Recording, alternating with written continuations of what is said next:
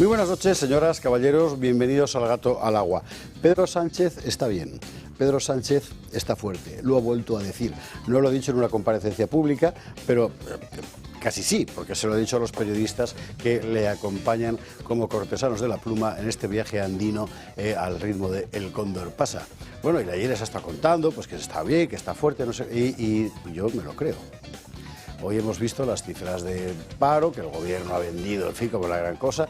La realidad de esas cifras es que el empleo ha subido solo un 0,6%, desestacionalizado, mientras que la población ha crecido más.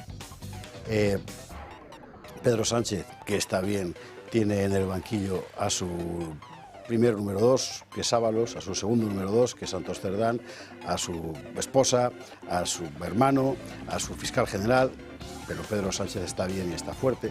Pedro Sánchez está descomponiendo enteramente el tejido del Estado, ha convertido a toda España en subordinada de los separatistas catalanes para pagarle la fiesta, pero Pedro Sánchez está bien y está fuerte, y Pedro Sánchez tiene la seguridad nacional completamente erosionada, con los chinos de Huawei controlando los secretos de la justicia, y con Marruecos perforando la frontera, y con la seguridad ciudadana hecha a unos zorros. Pero Pedro Sánchez está bien y está fuerte, y yo de verdad creo que tiene razón y que es sincero en lo que dice, porque Pedro Sánchez, vamos a ver, en la naturaleza hay unos organismos que usted habrá estudiado, como todos nosotros, ¿verdad?, en el bachillerato o incluso antes, que se llaman parásitos.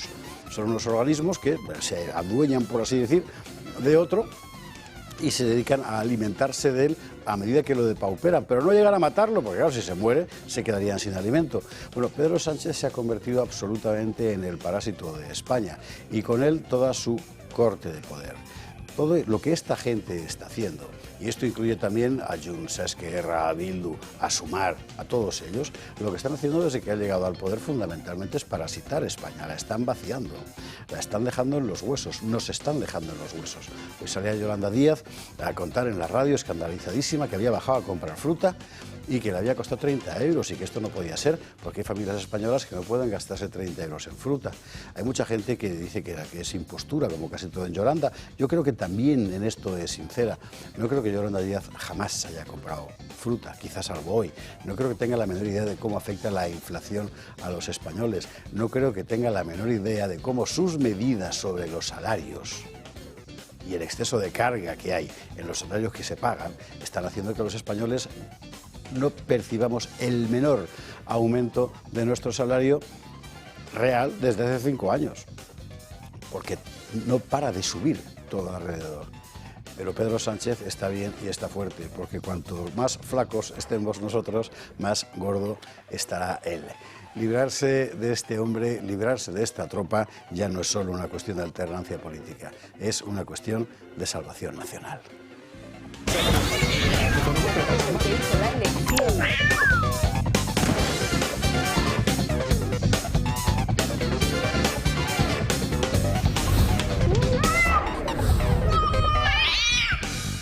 21:48, 20:48 en las Islas Canarias. Hoy ha pasado cosas muy interesantes en España. En realidad, vamos a ver, no ha cambiado nada, pero todo se va perfilando, poniéndose tan claro que cada vez es más fácil saber lo que hay que hacer. Pero esto seguramente lo deduciremos al final del programa. De momento, titulares. Bueno, miedo, mucho miedo en el PSOE, la Fiscalía Anticorrupción, que ya sabe usted que esto es autónoma respecto a nuestro fiscal general del Estado. Vale, la Fiscalía apoya investigar a Leire Díez y aquí está saliendo de todo. O sea, agentes del CNI, ante todo una trama de extorsión a jueces, por ejemplo. Bueno, tantos indicios de delito se ve en la acción de Leire Díez y demás compañeros mártires, que la Fiscalía ha pedido apoyar la investigación. Así que ya tenemos otro frente que se abre en el abigarradísimo paisaje judicial del Gobierno.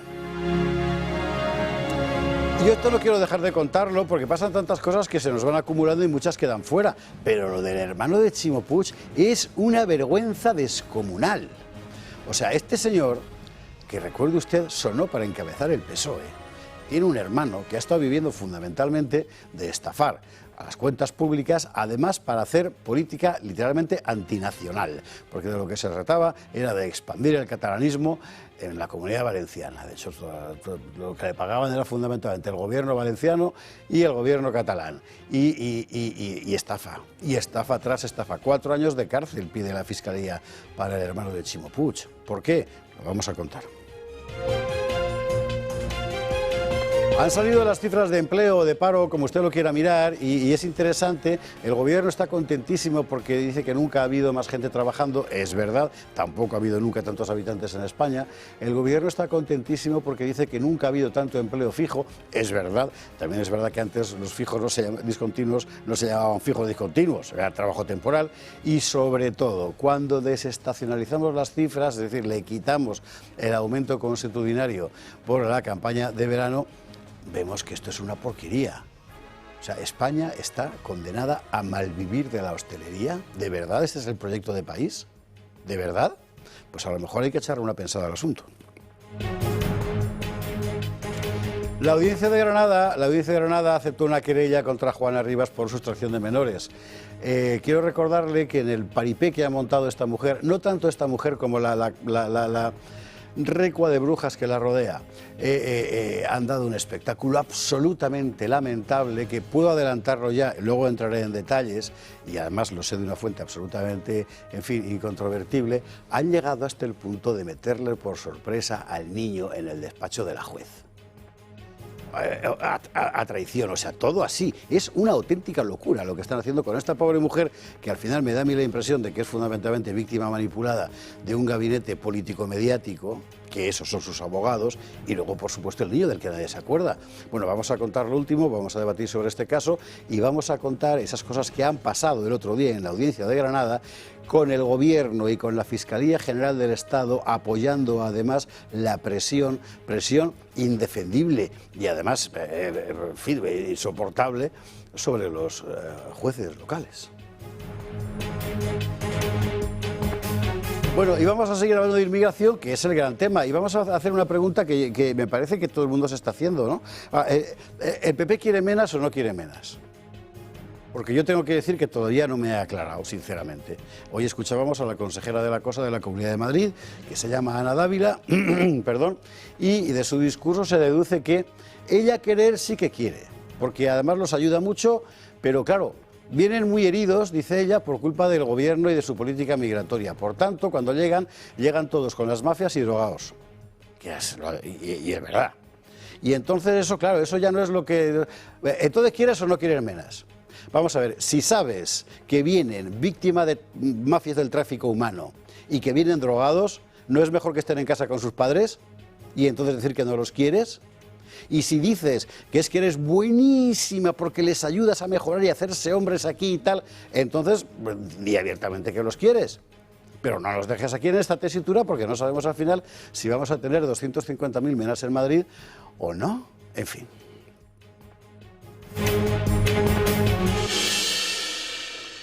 Bueno, veremos todas estas cosas y alguna más en compañía de nuestros contertulios de esta noche. Hoy en mesa, pues son tan brillantes que hoy hemos decidido que la mesa en lugar de ser 4 sean 2, porque si no, es que no iba a haber para todos. Así que mira, muchísimo mejor. Doña Ana Cuartero, muy buenas noches, ¿qué tal? Pues muy buenas noches, encantada de estar aquí contigo, la verdad, y con Josué, para tener, vamos, con los temas que has puesto encima de la mesa, la tertulia desde luego promete ser muy interesante, y tengo que transmitirte un mensaje que me comprometí ayer, que estuve en Pinto, en Parla, que estuve Pinto también está muy bien, ¿eh? Sí, está muy bien también, pero no estuve ayer. No estuve ayer allí, bueno. Y lo de mentir los políticos está feo. Y... sobre todo últimamente está muy caro. Sí. Y estuve allí con Samuel Vázquez y con Isabel Pérez Mollino, estuvimos porque ya sabéis que se produjo una brutal agresión el otro día y fue arrastrada una señora por un magrebí. Para robarle el bolso, ¿no? Y es verdad que además ayer, cuando fuimos, nos enteramos de que también, igual que en Torre Pacheco, había sido agredido un anciano, una persona mayor, la noche anterior. Bueno, la verdad es que en Parla son constantes, son diarios los incidentes que se producen entre población inmigrante e ilegal y los abusos que hay a niños, a mujeres, a personas mayores. Y estando allí, pues como siempre, vinieron nuestros espectadores a darme saludos para ti. Ay, qué bien, qué encantadores. Que nada, pues que te siguen en el programa y bueno, pues me comprometí a traerte ese saludo y cumplo mi promesa. Pues habrá que hacer un programa en Parla un día. Pues no estaría nada mal, además ¿verdad? aquí como tenemos abierta la sección fija de la España de a pie, ¿verdad?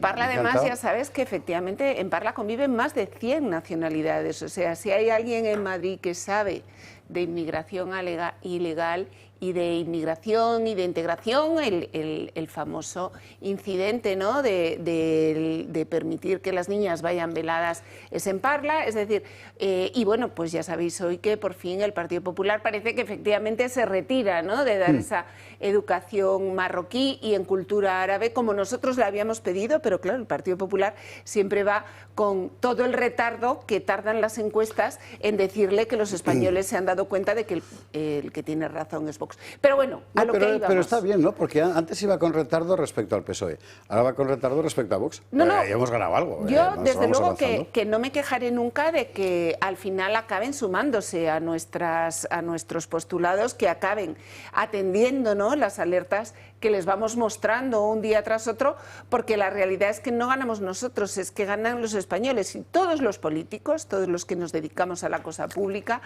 a lo que estamos es al servicio de los españoles, ¿no? Con lo cual, cuando tú has detectado un problema, cuando lo has llevado al debate, cuando hemos reabierto debates y vas viendo cómo finalmente contribuyes, ¿no?, a que esos debates se pongan en su sitio, a que esos problemas se atiendan, pues no podemos hacer otra cosa que felicitarnos, si es que cabe la felicitación, ¿no?, cuando se está denunciando un problema de esta envergadura. Todo lo que sea toma de conciencia, pues nada, vamos a hacer programa en Parla y en Pinto también, ya que estamos. Eso es, porque por algo se me ocurre a mí Pinto constantemente. Exactamente. Ana, bienvenida, buenas noches. Don Josué Cárdenas, ¿cómo estás? Pues aquí estamos, hoy menos, pero tenemos fuerza. Yo tenía un primo que un pizzero le ofrecía, dice, te parto la pizza en 4 o en 8, dice, pártemela en 4 que en 8 no me la voy a comer yo. Entonces, bueno, pues al ser menos, pues yo creo que vamos a repartir más juego y va a estar muy bien. No entendí, perdóname, no he entendido el chiste. No, bueno, porque el hombre se liaba. Claro, porque no quería compartirla con otros 7, sino que compartirla con 3 le parecía más que suficiente. Pero era para él. Claro, era Nada para más él. que para él. Claro, entonces se liaba un poco el hombre. Bueno, un chiste de estos malos, de los míos. Favor, pero bueno, es que hoy hemos cerrado temporada en La Burbuja, en Periodista Digital. Ajá. Entonces, cuando acabe este programa estoy de vacaciones. Hombre, mira qué bien. Entonces eso estoy como Oye, un chiquillo pues mil nervioso. gracias por haber venido. Hombre, encantado. En un día, estoy como un chiquillo el último día de clase. ¿Con qué la habéis Es que cerrado? eres un chiquillo, Josué, que Sí, tú eres un efectivamente. chiquillo todavía. Hemos cerrado con un debate apasionante, fíjate, ha estado Jesús García Conde en el programa. Hombre. Pedro Pedrosa también. Hombre, o sea, de todo Y lo que luego ha ha estado allí. José Manuel Calvo, que era concejal con Carmena, concejal de urbanismo, y ha habido un debate ahí acalorado, sobre todo con el tema de la inmigración. Todavía hay cierta parte de la izquierda que, bueno, que la ve como algo positivo, algo abrazable. Sí. No, el otro día vi una manifestación en Torre Pacheco, precisamente, en favor de la inmigración, en Murcia, en Torre Pacheco no son atrevidos, en Murcia capital, y es impresionante cuando les ves la cara, con qué convicción lo dicen, ¿no? Es interesante. Mientras tanto que sepa usted que la Guardia Civil tiene identificados a 300 vecinos que participaron en los incidentes de Torre Pacheco. Lo de Fuentovejuna va a haber que empezar a tomárselo en serio. Pero Fuentovejuna funcionó porque llegaron... Bueno, ya está, nada. No de que luego dicen que se incitó a yo que sé qué. No, pero es verdad, joder. Que leche, la Guardia Civil tiene que estar identificando a los malos, no a la gente del común que sale a protestar, ¿no? Pues muy... En fin. Yo me conformaría con que hubieran identificado a otros 300 del otro lado. ¿Tres? 3. A los 3 que estuvieron en la paliza, claro. Y esos no los tenéis identificados, ¿no, Marlaska? Es que han esperado a que pase esto para meter allí a la policía a perseguir a los ciudadanos. Pero es un poco como lo de Alcalá. Ahora Alcalá de Henares todos son fascistas. Iba a decir un taco, voy a decir, cojones, ¿dónde estaba la policía antes de la violación? Pero eso lo decían, estuvimos en Alcalá de Henares y eso lo decía la gente allí, y yo he recibido mensajes de personas que vas conociendo, vas a las mesas informativas, conoces a mucha gente, hablas con mucha gente y te das cuenta muchas veces de lo importante y de lo que llega a la gente, porque de repente empiezas a recibir mensajes de gente de Alcalá de Henares que te dice precisamente eso. He salido de mi casa y hoy está Alcalá de Henares lleno de policía porque venís a manifestaros. Claro. ¿Dónde estaba toda esta policía para proteger a esta chica que ha sido violada? ¿Dónde estaba toda la policía? Controlando a Josué Cárdenas en la burbuja de periodista digital, Claro. por ejemplo. Es que José Están ahí Cárdenas... los comandos ahí. Esperando en la puerta a ver Sí. quién salía. Sí, sí. Por cierto, porque tiene que ver al final con todo esto. Segundo día que lo hacemos, abrazo muy fuerte a esas chicas de Vox que fueron agredidas por unos salvajes de extrema izquierda en el puente de Vallecas. Las conozco las dos porque de hecho yo estuve el jueves. Esto sucedió el sábado. Bueno, pues yo el jueves que se inauguraron las fiestas estuve junto con Belén, no fui sola, lógicamente estuve con Laura Cide, estuve con Carolina, que son nuestras coordinadoras que están allí, y estuve también con Belén González Moreno, diputada nuestra, con Raquel Y alumna mía de González ISEP, Barrero, y alumna mía de ISEP, y alumnas tuyas de ISEP, Claro, ambas las sí. dos, y diputadas maravillosas, estupendas, y que con la edad que tenemos seguimos estudiando lo que podemos para poder prestar un mejor servicio, pero a lo que iba. Estuvimos allí y estuvimos allí tranquilamente. Claro, es que en ese momento había diputados en todas las casetas. Efectivamente, nosotros estábamos en la caseta de Vox, en la del PSOE, en honor a la verdad, tengo que decir que no me fijé. Pero en la de Más Madrid había Estaba diputados Coldo. de Más... Estaba Coldo. Lo mismo. Estaba poniendo perritos calientes, estaba ¿no? poniendo orden. Sí, totalmente. Pero en la de Más Madrid sí vi diputados de Más Madrid, en la del Partido Popular vi diputados del Partido Popular. Claro, delante de tus mayores la gente se comporta. Al día siguiente, cuando ya se había retirado... Pues mira, ¿sabe usted digamos, por qué hemos repetido el recuerdo del abrazo? Porque no lo ha contado nadie. Es impresionante, no lo ha contado nadie. Ha pasado enteramente desapercibido porque la prensa, tanto de izquierdas como de derechas, tanto privada como concertada, no, pública como concertada, lo ha ocultado. Lo ha ocultado. Y tuvo mucha razón Javier Ortega Smith cuando dijo, claro, como son mujeres de Vox, se las puede agredir. Porque yo no he visto a una sola feminista salir a protestar por las agresiones, que eran hombres, a las mujeres de Vox, como tampoco hemos condenado nadie el que nos tiraran bolsas de basura en la puerta del centro de Menas de Hortaleza el otro día, estando también Belén, Isabel Pérez Moñino Aranda y yo misma. O sea, que es que parece ser que es que las mujeres de Vox pues debemos de ser menos mujeres.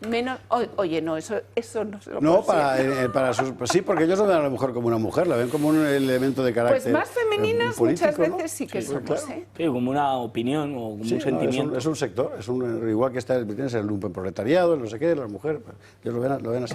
En fin, Ana, bienvenida, buenas noches. Bueno, vámonos con el ha tenido todo el tiempo, Adolfo, que es muy disciplinado, el dedo dentro del glucómetro. Sí. Se lo ha quitado ahora porque Lo he quitado para que vean cómo daba lo calor ya. Bueno, ¿qué tal? Bueno, pues muy bien de estar aquí con vosotros. Fíjate que me gustaría comentar un tema porque parece que no se da mucha importancia. O sea, dice, bueno, ¿qué tal estás? Dice, pues tengo un poco de azúcar, ¿no? Es un comentario que se oye mucho, ¿no? Además, no se dice glucosa, se dice un poco de azúcar, ¿no? Sobre todo pasa en la gente así mayor, ¿no? Ya tengo un poco de azúcar. Bueno, eso de un poco de azúcar, vamos a ver cuánto es un poco y qué hace ese poco de azúcar. Realmente es algo bastante grave. ¿Por qué es grave? Porque cuando tú no tienes los niveles de glucosa, que es el tipo de azúcar que tenemos en la sangre, adecuados, empieza a formarse un problema en nuestras arterias. En primer lugar, se calcifican. ¿Qué quiere decir? Bueno, pues como una tubería que se estrecha. Entonces, claro, pues ya estamos ahí teniendo un problema de circulación, ¿no? Y luego también se solidifican, es decir, que se hacen menos flexibles. Entonces, cuando nosotros estas arterias las llevamos a lugares como es el riñón, o como es la vista, que son arterias pequeñitas, o como es el corazón, lo que ocurre es un problema bastante grave. Es bastante grave porque el riñón puede dejar de funcionar, el corazón, evidentemente, podemos tener un infarto y la vista podemos perderla. Entonces, ¿qué tenemos que hacer? Tenemos, sobre todo, lo más importante es saber ese poco de azúcar, ¿a qué nos referimos?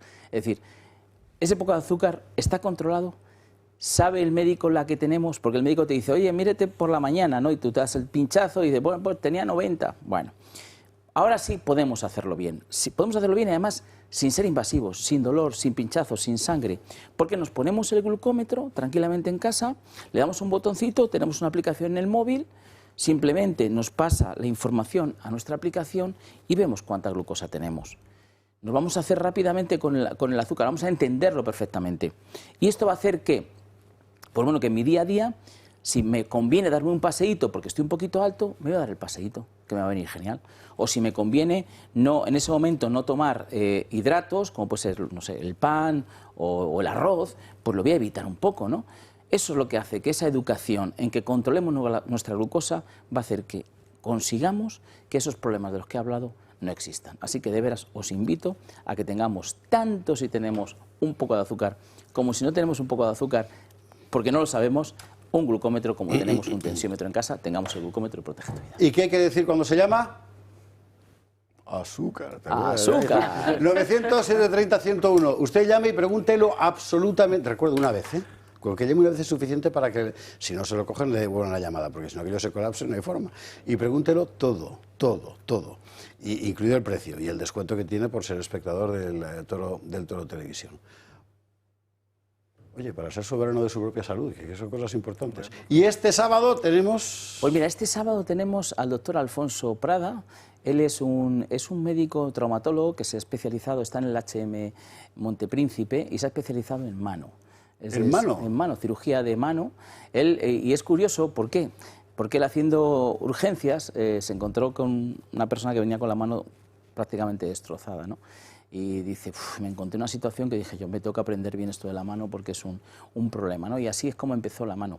Porque además, cuenta cosas curiosas. Siempre recordar que voy a hacer algo escatológico, ¿no? Pero si nos cortamos un dedo, ¿qué tenemos que hacer?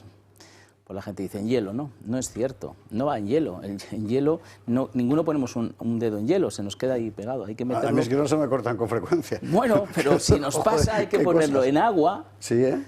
Fría, es decir, con hielo, pero no lo pongamos directamente en el hielo. Sí, que se queda pegado. Claro, se queda pegado y cuando llegas eso ya no tiene utilidad. De mano, ¿eh? Yo lo que sí que he visto, en fin, perdón usted la cosa, que es en montaña lesiones de congelación de dedos de mano, claro, y la verdad es que y efectivamente no hay que poder ni agua caliente ni más hielo, claro, es agua fría. Efectivamente, no sé qué escalador había que perdió todos los dedos. Bueno, a César Tudela ha perdido muchos, es bastante frecuente a partir de las congelaciones. Se congelen. Hay una historia terrible cuando cruza Almagro por primera vez el camino de Chile, se le ocurre ir por los Andes. Claro, otro camino era el desierto, con lo cual me imagino que bueno, una expedición terrorífica porque espía todo el invierno austral y estas historias terroríficas de los soldados españoles que iban con él cuando se quitaban la bota se les iba el pie. Una cosa tremenda, en fin. De la conquista, tiene usted, mañana me parece que tendremos a Luis Gorrochategui para contar en Húsares la aventura formidable de la conquista del Pacífico. No se lo puede perder porque son unas historias. Jesucristo, uno de sus milagros fue la mano seca de un señor. ¿Ah, sí? Lo cuentan los evangelios, sí, la mano seca. Y esa era la enfermedad que tenía y se la curó. O sea, que curaba manos también Cristo. O sea, que pasan cosas en las manos. Hombre. Que se pasan cosas. O sea, que este fin de semana... Muy bien, tenemos nuestros médicos. Adolfo, gracias mil. Gracias a ti. Bueno, que sí, que vamos a hablar de política, pero es que nos da mucha pereza ya. Pero hay que contarlo, también habrá que contarlo de Noelia, digo yo, de otras cosas. En fin, este tipo de comidillas. Venga, pausa para la publicidad y a la vuelta empezamos la crónica de la actualidad y vamos a comenzarla por la polémica sobre el asunto de Juana Rivas porque es pura indecencia. Antes bromeamos con, bueno, no era una broma, con la cosa de la izquierda de convertir a la mujer no es lo que es decir, un ser humano de sexo femenino, sino en una especie de argumento de retórica política. Aquí lo han llevado al máximo y encima convirtiendo al niño también en eso. Es una auténtica indecencia. Enseguida lo vemos. 22 y 13, 21 y 13 en Canarias. Vamos con el asunto Juana Rivas porque es uno de esos debates sociales que tienen un efecto enorme, mucho mayor de lo que creen incluso los políticos sobre la gente del común. Ese tipo de argumentos que divide a la sociedad y muchas veces sin que la gente sepa exactamente lo que está pasando. Hoy había noticia, perdón, y es que la audiencia de Granada en realidad confirma lo que dice la justicia italiana. Vamos a recordar la noticia cuál ha sido, después de estos días en los que ha estado la cosa aparentemente suspendida. Vemos el titular, por favor, de la audiencia de Granada, que vamos a ver ahora mismo en pantalla. La audiencia de Granada imputa ahora a Juana Rivas por sustracción de su hijo Daniel y acoge el criterio de Italia. Le manipula la madre al hijo para quedárselo. Bueno, hay que recordar que es que esta señora se fue allí, se llevó al niño contra la justicia. Claro. Aquí, ¿qué tenía que decir la justicia española? Hay que devolverlo. No hay que devolverlo. Bueno, vamos a ver lo que ha dicho la ministra Sira Rego, que es ministra, aunque no la conocía nadie, pero bueno, es de infancia y esas cosas. Vamos a verla.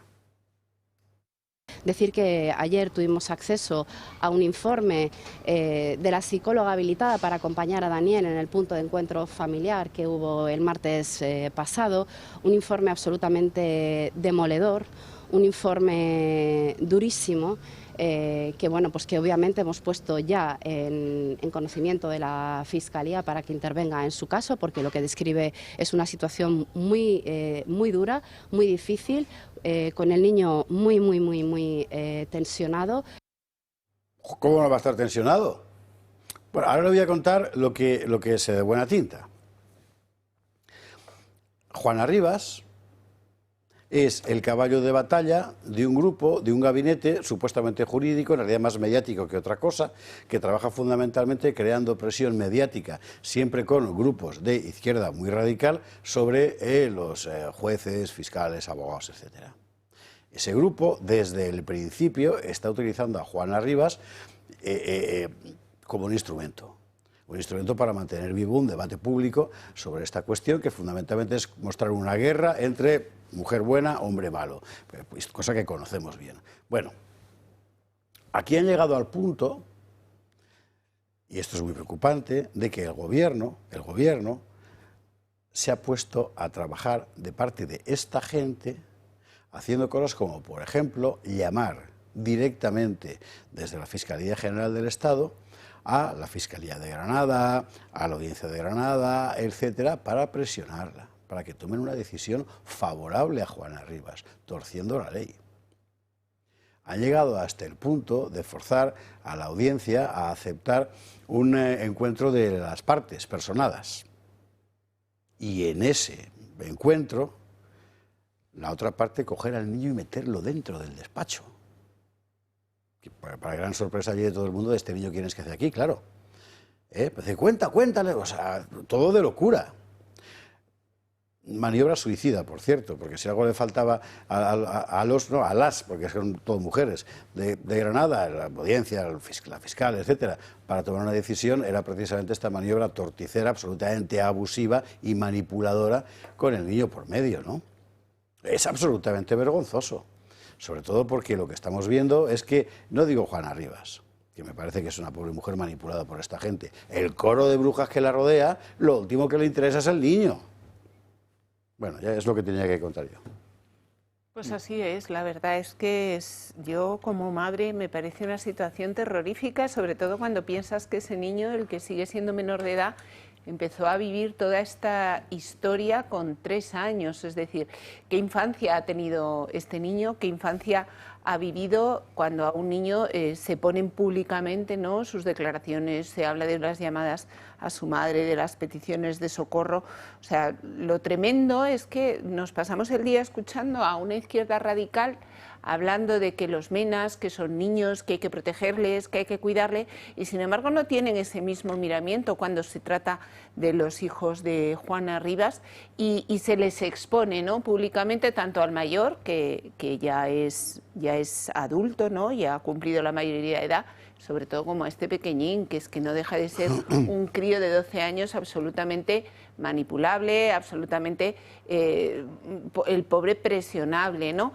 Cuando la realidad es que hay millones de familias que sufren este drama de la desestructuración, montones de niños sufren, muchas de las enfermedades, de los problemas de salud mental, de ansiedad, de depresión de los niños están vinculados precisamente a estas situaciones de drama familiar que se están viviendo. ¿Qué futuro le espera, ¿no?, a un niño que además está siendo utilizado tanto por la ministra como por todo ese gabinete como un arma ideológica, como un arma política, y la verdad es que desgraciadamente todos pensamos que si se tratase de lo contrario, que tantos casos hay de lo contrario, ¿no?, de padres luchando por mantener esa custodia de sus hijos, sin embargo no serían nunca tratados de la misma manera, ¿no? Pero independientemente de eso, creo que de verdad que hay que hacer un llamamiento a que se proteja verdaderamente a este niño de esta exposición mediática, del impacto que esto puede producir, porque la verdad es que me imagino que el sufrimiento, yo como madre entiendo que el sufrimiento de este niño tiene que estar siendo tremendamente grande. Imagínate. Pero claro, ¿qué se esperaba, ¿no? De una legislación plegada absolutamente a una idea que es la mujer es buena, buenísima siempre en todos los casos y el hombre es malo, malísimo, un potencial violador o un potencial maltratador? Porque así se legisla en España. O sea, desde 2004, desde las leyes que Zapatero nos trajo en materia jurídica, adiós la presunción de inocencia, adiós el Estado de Derecho, vamos a abrazar una idea en la que todas las mujeres son víctimas y todos los hombres son verdugos. Sira Rego hablaba de tensión, pues claro, ¿cómo no lo va a ver? Que Dios nos libre a los hombres solteros de cualquier Juana Rivas, porque es que nos podemos enfrentar a esta situación y muchos hombres se están enfrentando a ella. ¿Qué es lo que pasa? Que aquellos que tuvieron la oportunidad de revertir esta legislación no solo la mantuvieron, es que yo me acuerdo de Rafael Catalá, ministro de Justicia, que dijo: Juana está en mi casa. Mariano Rajoy salió a decirnos que pobre Juana Rivas y a consolar a Juana Rivas. El argumento de Juan Mamuruno Bonilla no era de decir es que yo no puedo hacer nada porque es la justicia la que tiene que decidir, que si por mí fuera le faltó decir que es la presión ideológica de toda esta gente sobre el entorno político. Pero la turba no es la que puede legislar, o sea, la presión social no es la que puede legislar. En muchos casos ha pasado y lo hemos visto. Pero este proceso está adulterado ya. Claro, es decir, a mí me da pánico, o sea, yo no como externa no tomo partido ni por uno ni por el otro porque desconocemos la realidad, ¿no? Pero te da terror. A mí el futuro de este niño me da terror, porque realmente, sea con uno, sea con el otro, la justicia tendrá, la española y la italiana tendrán que determinar si hay maltrato por parte del padre, si ha habido una sustracción por parte del madre. Tenemos la obligación de confiar en la justicia y de además preservar la intimidad, el marco más cercano, ¿no? de intimidad de esos niños. Y a partir de ahí, yo de verdad, ni en este caso ni en otros, porque al final si no acabamos también haciendo política. Es decir, hay que juzgar este caso independientemente de que Juana Rivas sea la madre y que el otro sea el padre, porque hay que intentar abstraerse de todo eso y dejar efectivamente que los jueces hagan su trabajo. Es que el aquelarre no puede ser el que juzgue aquí. O sea, no puede ser la opinión pública la que ya determine y la que ya nos haga sentimentalmente, además con argumentos sentimentales, es que no lo sabemos. Con la foto de Juana llorando, con todos estos argumentos que está usando el feminismo y que lleva usando, pues eso, desde que el niño tenía 3 años. Creo que esta situación se corta de plano cuando nos abstraemos, cuando dejamos a la justicia actuar y cuando es la presunción de inocencia para ese hombre que se demuestre si es verdad que era un maltratador o si no lo era, si a esos niños les conviene estar con ese hombre o si a esos niños les conviene estar con esa mujer, porque viendo su comportamiento... O si no les conviene estar con ninguno de los dos. Porque se ha comportado como una secuestradora. O sea, el nombre de esta mujer es secuestradora, le guste más a unos o más a otros. Esta mujer no es una madre coraje, le harán una serie en Netflix y le harán un montón de homenajes, pero hay que llamar a las cosas por su nombre y lo que hay es que actuar con consideración y ya les digo, cambiar la legislación para que no esté plegada a una idea que me parece muy peligrosa para todos los hombres y las mujeres evidentemente que quieren hacer bien las cosas. A mí lo que me sobrecoge es imaginarme una reunión del coro este que se ha apoderado de Juana Rivas y la está utilizando como instrumento. Con lo de Juana yo no me meto con ella, o sea, es una tragedia personal, mire usted, esas cosas, bueno, vale, en fin, sería muy complicado entrar ahí y hay que entrar además con mucho cuidado, sabe Dios, ¿no? Ahora, que llegue un grupo de militantes, se apodere de tu voluntad, te haga creer que eres la lideresa de una especie de gran movimiento mundial, ¿verdad?, por la dignidad de la mujer y por tanto te corresponde llevarte a ese hijo porque sí, contra lo que sea, que para esto cojan al propio niño, lo manipulen. Cuando atendieron a los medios antes de ayer, creo que era, se veía una de estas brujas que le decía... Cuéntale a la prensa. Cuéntale a la prensa. Que le cuente lo que ellas le habían dicho que tenía que contar, porque eso que es maltrato. Tú has dicho que no te ha maltratado, pero eso es que sepas que es maltrato psicológico. O sea, es de locura. locura.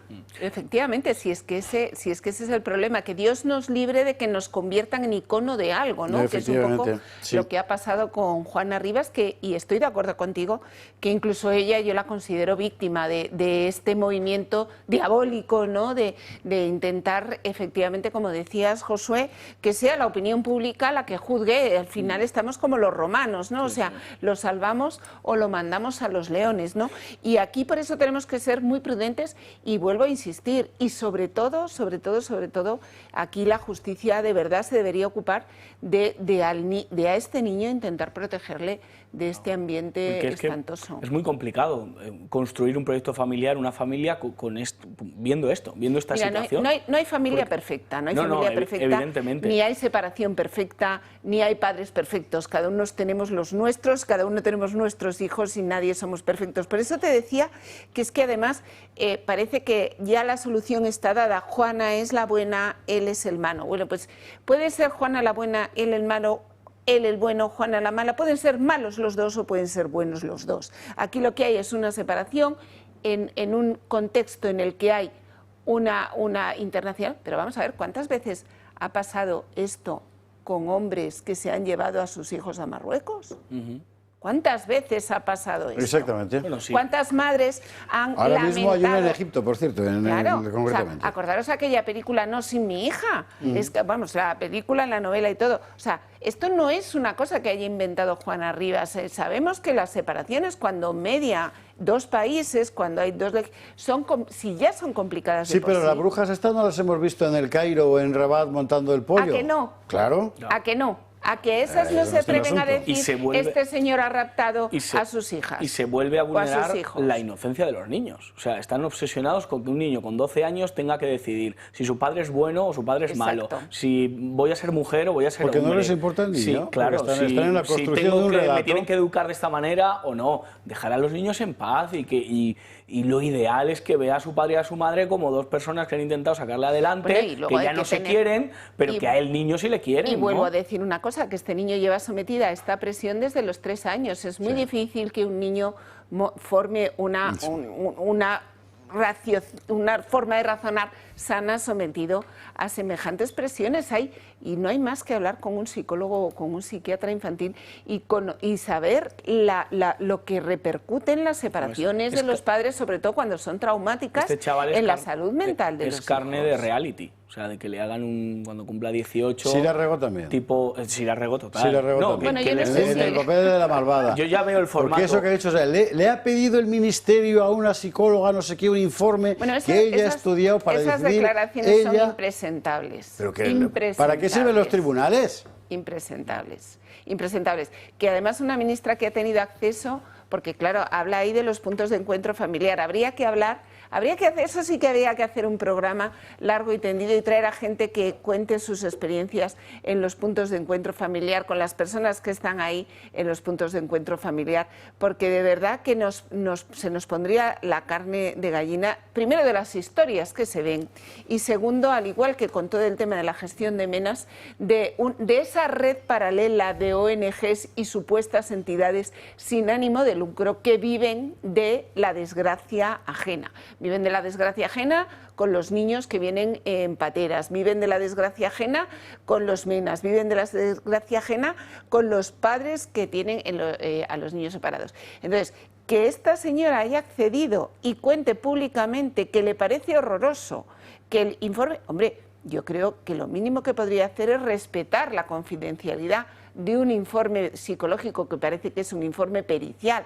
de un psicólogo que habla del estado de salud mental y de los problemas complejos o miedos que puede tener ese niño, reales, ficticios, que él está sufriendo, y que haga unas declaraciones diciendo que le han parecido... Bueno, a mí es que me parece que esa señora es una impresentable, la verdad, os digo. La ministra. Y forma parte de toda esa gente sin alma que está utilizando una tragedia personal para construir un relato político en su propio beneficio. Pero que vamos a esperar... Son repugnantes. Si los hijos no son de los padres, porque este es el único hijo, el hijo de Juana Rivas es el único que es de su madre. Porque ya dijo la ministra de Educación que los hijos no son de los padres, que lo tiene que educar el Estado, salvo el de Juana Rivas, que no es de su madre y su padre, sino solo de su madre, porque a ellos les interesa el relato. Pablo Iglesias dijo, ya era hora que politicemos el dolor, ¿no? pues en eso están. El dolor de una familia rota, bueno, pues politizarlo y sacar tajada política. Seguiremos informando, me temo, porque este asunto no va a acabar aquí, claro. O sea, seguirá y seguirá y seguirá y habrá más hasta que el como niño este, tenga pero, canas. Ya, pero sí que me parecía importante centrar el balón, ¿no? Es decir, aquí hay una tragedia personal que merece el mayor de los respetos, claro, y de la compasión en el sentido estricto. Y luego están los impresentables que están tratando de utilizarlo como un argumento político, llegando incluso a presionar a los jueces. Insisto, porque en este caso además todos son mujeres. Menos uno, me parece, en fin. Bueno, hala, en todo caso, cordial abrazo a la audiencia de Granada, porque lo que ha hecho es valiente, que es sobreponerse a las presiones que no sabe usted cómo han sido, ¿verdad?, para torcerles la mano. En fin, bueno, vamos a otro caso de los que están en la calle, que es lo de Noelia. Qué gran canción. Noelia, Noelia, Noelia, Noelia. Qué bien cantáis, por favor, que me gusta. Bueno, Oye, hemos estado comentando que nos gusta más a los dos un karaoke que cualquier otra. Y esa se pide siempre, igual, es un clásico, se claro, pide siempre. en fin. Bueno, las chicas no pedimos Noelia, verdad, pedimos claro. otras cosas, Sí. pero bueno. Bueno, ¿qué ha pasado con el asunto de Noelia, del que hablábamos ayer? Ha pasado que ha dado lugar a algo que era lógico por otra parte, que ahora todos empiezan a sacarse currícula, ¿no? Y decir, ay, que aquí esto es mentira, que esto es mentira. Pues claro, pero es una cosa muy llamativa lo de los políticos, claro. Vamos a ver, usted, porque es muy joven y no se acuerda, y Ana Cuartero ni le cuento, pero yo que soy muy mayor, me acuerdo el perfil académico de los políticos de la transición, la primera parte.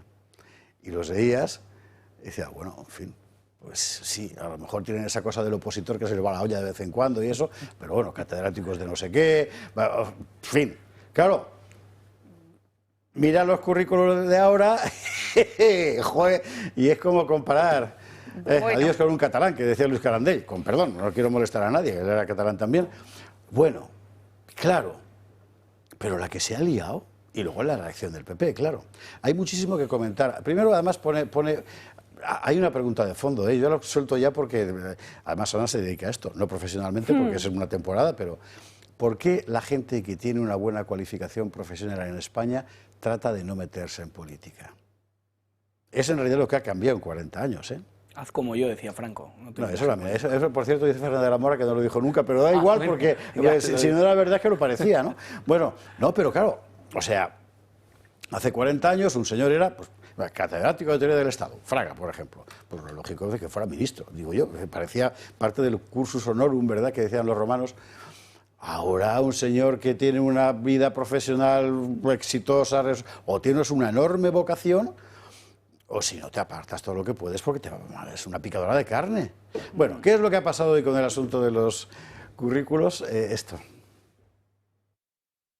Noelia Núñez, hasta ahora diputada en el Congreso con el Partido Popular, ha dejado todos sus cargos, tanto en la Cámara Baja como los que tenía a nivel interno en su formación.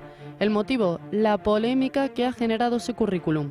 Y es que Núñez presentó una información incorrecta en el Congreso, asegurando que había estudiado una carrera que posteriormente se ha demostrado que no terminó. Su dimisión llega después de varios días de presiones por parte de las filas socialistas, que la acusaban de mentir y engañar a los votantes y a la ciudadanía. Sin embargo, llama la atención que aquellos que exigían su dimisión han hecho y siguen haciendo lo mismo, mentir en su currículum. No hay que irse muy lejos. Pedro Sánchez, el presidente del gobierno, afirmó que tenía un máster del IES. La realidad es que hizo un curso de liderazgo público. No hay que olvidarse de su tesis doctoral, la cual quedó demostrada que plagió. Óscar Puente, uno de los más críticos con Núñez, también tiene varias razones para guardar silencio. El ministro aseguró que tenía un máster de dirección política, pero solo hizo un curso en un centro que ni siquiera era una universidad oficial. Patxi López, quien también pidió la dimisión de la ya exdiputada del PP, tiene en su currículum que es ingeniero industrial. La verdad es que no pasó nunca de primero de carrera. Por otro lado, la delegada del Gobierno de la Comunidad Valenciana, Pilar Bernabé, aseguró que había cursado 2 carreras, Filología Hispánica y Comunicación Audiovisual, algo que posteriormente cambió, indicando que solo había iniciado los estudios. Cristina Narbona, la presidenta del Partido Socialista y exministra, aseguró que era médico, una mentira que mantuvo durante décadas, porque la realidad es que no lo es. Son solo algunos ejemplos de una práctica que, como vemos, es bastante común entre los políticos. Lo de Noelia Núñez ha estado mal, pero ¿cuándo dimitirán todos aquellos socialistas que también han inflado sus currículums? Así que aquí hay un verdadero... Aquí es donde se plantea la cuestión evangélica esta de que esté libre de pecado, ¿verdad? Por cierto, que hoy Tellado... Claro, el PP es un partido que ya se ha quedado sin demócratas cristianos. Ahora han devuelto lo del humanismo cristiano, la apariencia política, Jesús Trillo estaba emocionado, pero sinceramente yo creo que en el PP tú lo dices cristiano y piensan en Cristiano Ronaldo, así entre usted y yo. Pero bueno, claro es que Tellado hoy salía a torear y lo hacía de esta manera. Tellado, Miguel Tellado. Escuchamos a Miguel Tellado, hombre con su inconfundible acento ahí. Ni media lección de todos los socialistas que han corrido a tirar las piedras contra nuestra compañera Noelia Núñez, pero esconden la mano ante la comisión de delitos muy graves delante de sus ojos y en su propio partido. Deberían sentir vergüenza.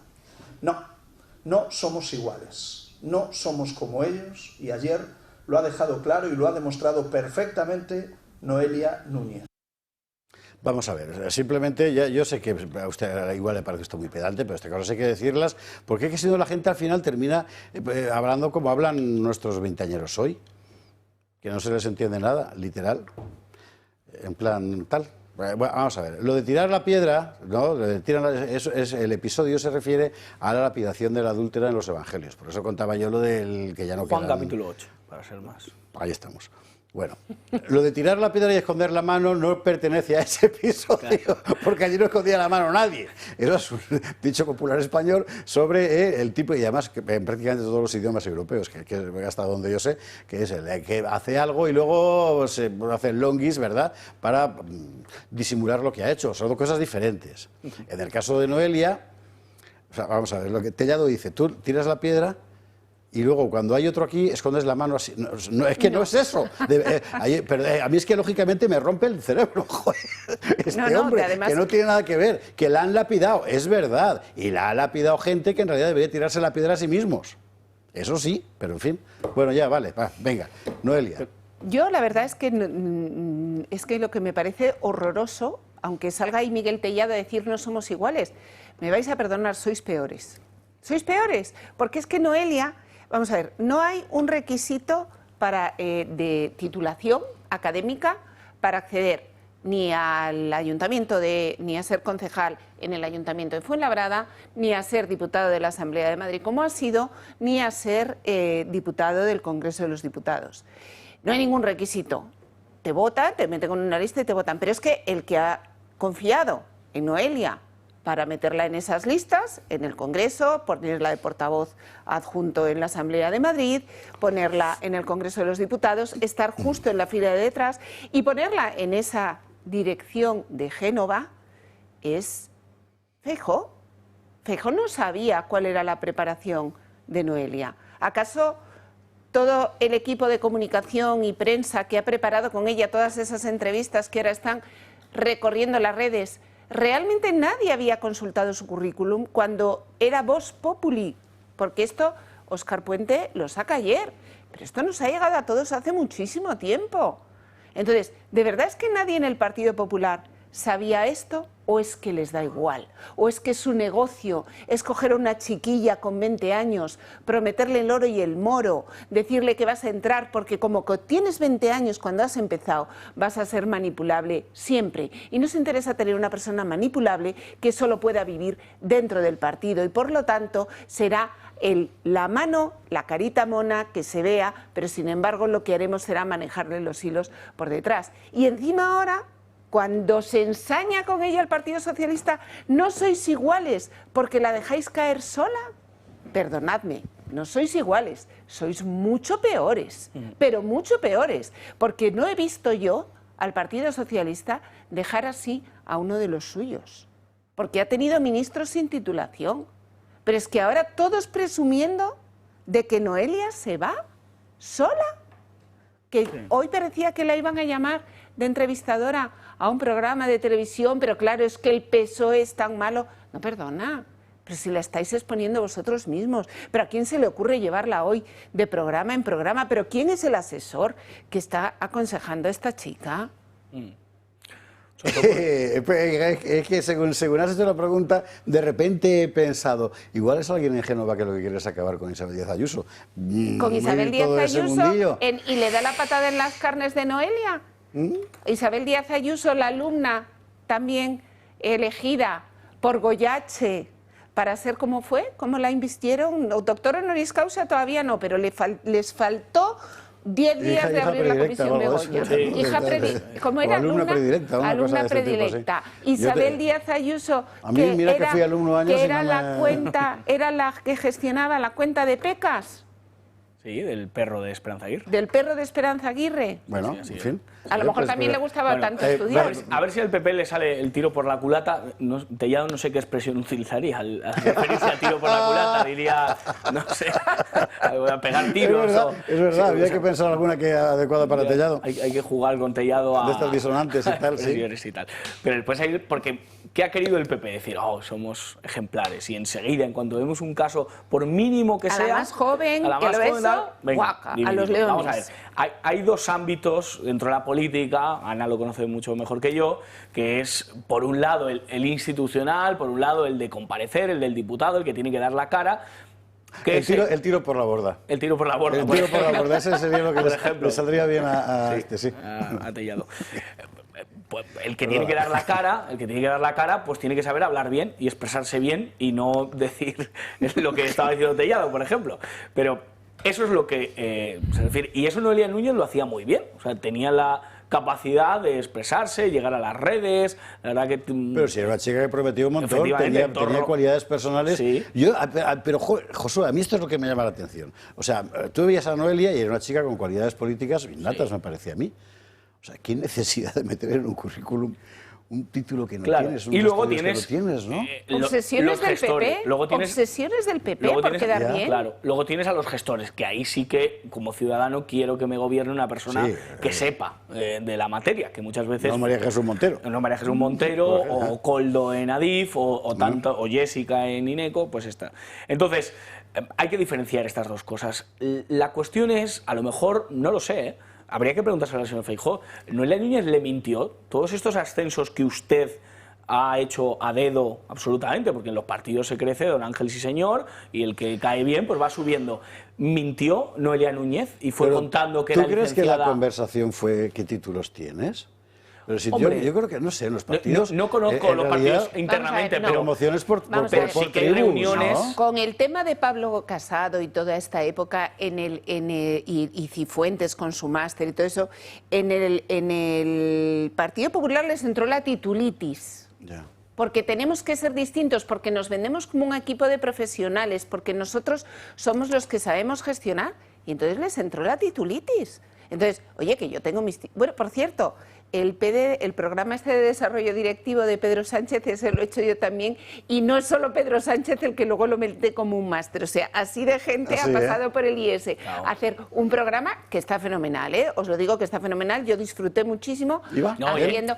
No era de mi promoción, no era de mi promoción. Hay que explicarles a nuestros políticos que un curso CCC de guitarra no es un máster en musicología, que un verano en Irlanda no es filología inglesa, o sea, estos conceptos yo creo que nuestra clase política tiene que empezar a entenderlos. ¿Por qué no? Porque nos están vendiendo una moto que ellos no practican, se están separando de la población. O sea, al común de los mortales se nos obliga a una cierta preparación a la hora de enfrentarnos a los diferentes trabajos que queremos realizar. En cambio ellos no, ellos pueden mentir a la hora de, pues dotar un currículum y colarse hasta la dirección de un partido, que es el caso de Noelia. Entonces, hay que preguntarle, señor Feijóo, ¿a usted le mintió? Porque Feijóo no va a entrar a la web de la universidad o llamar a la secretaría a preguntar. Entiendo que se fiaría, pero tiene un equipo al lado, Noelia, que seguro comentaría, oye chicos, que me han hecho lo que decías, Ana, me han hecho una pregunta, pero vamos a ver si un Prepio Padula, tiene una entrevista con ella, que le empieza a preguntar y ella dice, no, yo sé mucho inglés y me he esforzado, y la meritocracia. Yo creo que esto de la meritocracia, a ver si los que más hablan de meritocracia, luego son los que o bien papá les ha puesto, o bien, yo qué sé, se han colado de alguna manera. O no saben qué quiere decir. O no saben, efectivamente. Claro, entonces, vamos a tener mucho cuidado con esa... O sea, lo que está claro que en política... cuando el coste es mayor que la capacidad de esa persona es cuando se le hace dimitir, pero cuando la persona está por encima del coste es cuando se deja. Hubo una ministra de Sanidad, Carmen Montón, que la dimitieron enseguida, de inmediato en el PSOE, por también una cuestión igual, pero ahora con Óscar Puente, con Marlaska, con Armengol, aquí no dimite nadie. El Partido Popular lo mismo, Cifuentes era mucho más grande, tenía una categoría política mucho mayor que la de Noelia Núñez y tuvieron que sacarlo de las cremas, también jugando sucio, porque ¿quién filtró eso de las cremas? Jugando sucio, hicieron dimitir. Qué carne picada es la política y Noelia, pues otra víctima, otro juguete roto, entiendo. Desde mi punto de vista, absolutamente mal aconsejado y digamos desde sus ámbitos más cercanos, ¿no? Yo creo que todos, por lo menos yo en el trato que tengo con los jóvenes que se acercan al partido, o los que pues muchas veces tienes chicos que tienen muchas ganas y tal, y entran como asesores, son gente joven, gente que se está formando y tal, y desde luego yo el mensaje que les transmito siempre es el mismo mensaje que les transmito a mis hijos. O sea, primero termina tus estudios y intentas transmitirles, ¿no?, una honradez, sobre todo cuando no hay un requisito formal. O sea, cuando estábamos hablando antes, es como, yo siempre se me viene a la cabeza la democratización del deporte que se produjo con Decathlon, ¿no?, que era, podemos todos practicar todos los deportes, no. Bueno, pues la democratización de la política ha traído eso, ¿no? Antes hablabas de esos grandes políticos de antes que eran gente muy... Bueno, pues esa España ya no existe. Yo no sé si me gusta más o me gusta menos. No sé yo si estamos en partidos de Decathlon, porque al final lo que has creado es un sistema en el que la partitocracia lo que hace es que solo promocionen tribus internas en función de, en absoluto el mérito personal, sino determinadas destrezas, y donde la fidelidad al líder es mucho más importante. ¿Eso es fidelidad? ¿El qué? Bueno, yo no le llamaría fidelidad al líder, sino a mí me parece... O sea, bueno, la sumisión ovina al líder, me da lo mismo. O sea, vale. Eso es otra cosa. Sí, pero para el líder es fidelidad, ¿no? Eso, claro. Y luego fidelidad, no lo veo yo fidelidad. Josep Borrell es licenciado en aeronáutica y es un hombre con un montón de titulaciones y ha dicho un montón de chorradas. Esto es lo que decía Ortega de Madariaga, que se puede ser idiota en 4 idiomas. Claro, o sea, eso yo les llamo los politontos. Puede ser el JB politontos de las saunas. Es un idioma, un tonto en muchos Josep Borrell idiomas. y tener muchas titulaciones. El JB. Entonces, bueno, vamos a ver cómo... Pero bueno, vuelve este tema otra vez a pasar y claro, Yolanda Díaz quitando 3 másters de su currículum, saliendo a decir que esto es una cuestión de clase, o sea, que esto no es una cuestión de clase, que los hijos de trabajadores hemos podido estudiar y hemos podido sacar adelante nuestras carreras y posicionarnos, o sea, que esto no es una cuestión de que los ricos puedan entrar en política y de que los pobres no, esto es una cuestión de que, oye, si uno cree que su vocación en la vida es estudiar, pues que la realice y que acabe haciéndolo. El sufragio activo y el pasivo son universales. En España todos somos elegibles y todos podemos elegir. Y no hay más. Entonces, rasgarse las vestiduras, si el problema de todo esto es que el PP se dedica a crear ficciones en todos los ámbitos. Porque Noelia Núñez podía estar en la directiva del PP y sales y dices, oye, mira, es que yo a esta chica la tengo porque es fantástica, porque tiene una visión política, porque... Si es por visión política, mis estudios tampoco me acreditan mi visión política o no visión política. En el caso de Ana Cuartero, para nada. Para nada, yo soy ingeniero industrial. Es que no... Como Pachi López. Como Pachi... No, pero no, que Pachi dice que estudió eso y tal. Te quiero decir, o sea, que no tengo unos estudios, digamos,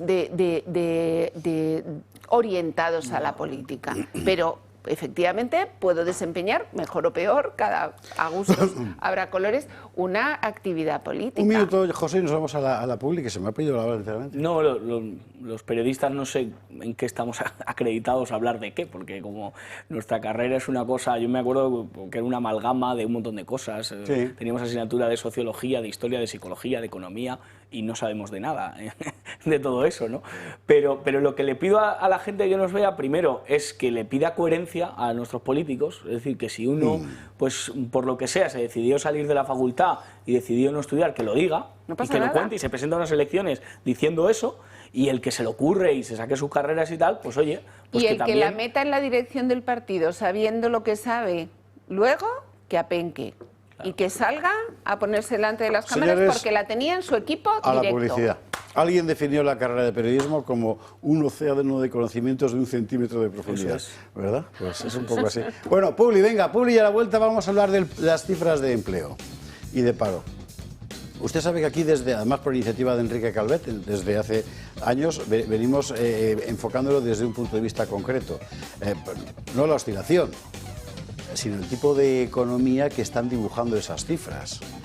Y la pregunta de si de verdad queremos un país así. Bueno, Publi, lo vemos enseguida. ¿Sabías que las horas más caras de la electricidad son justo cuando más la necesitas? Mañana y noche la luz se dispara y tu factura también. Con el nuevo modelo de autoconsumo remoto con baterías de comunidad solar, almacenas la energía que producen tus paneles situados en un parque solar durante el día y la usas cuando el precio de la luz es más cara. Producción, almacenamiento y ahorro, todo en un mismo proyecto y listo para cualquier vivienda. Pisos y casas que no pueden instalar paneles en el tejado están de suerte. Únete al cambio y protégete de las subidas de la luz. Llama ya al 980 28 12 o entra en comunidadsolar.es.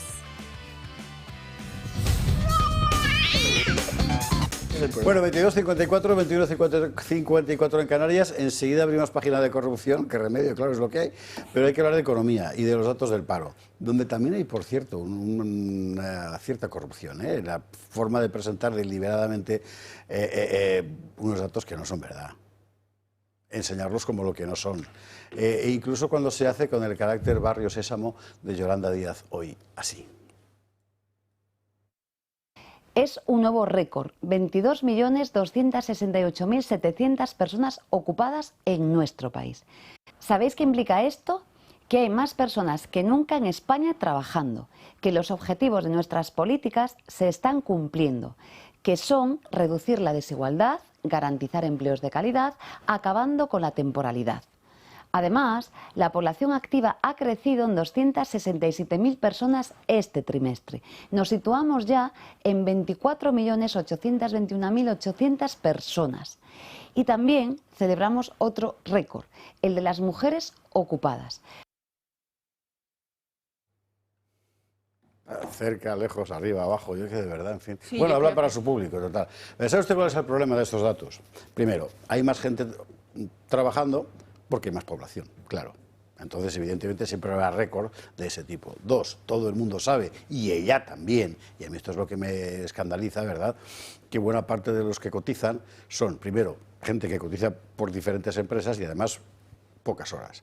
Luego, que muchos de esos trabajos son forzosamente temporales y sobre todo que el aumento del empleo está en este momento, con la estación del verano, es absolutamente un espejismo, porque ya sabemos que en verano en España suben enormemente las contrataciones y aún así han subido menos que otros años.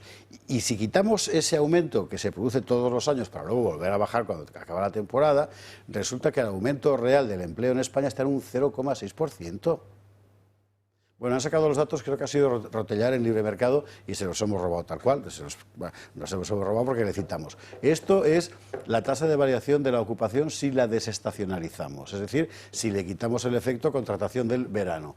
Y ve usted que, excepto en el caso de la pandemia, pues todos los veranos sube y muy poco.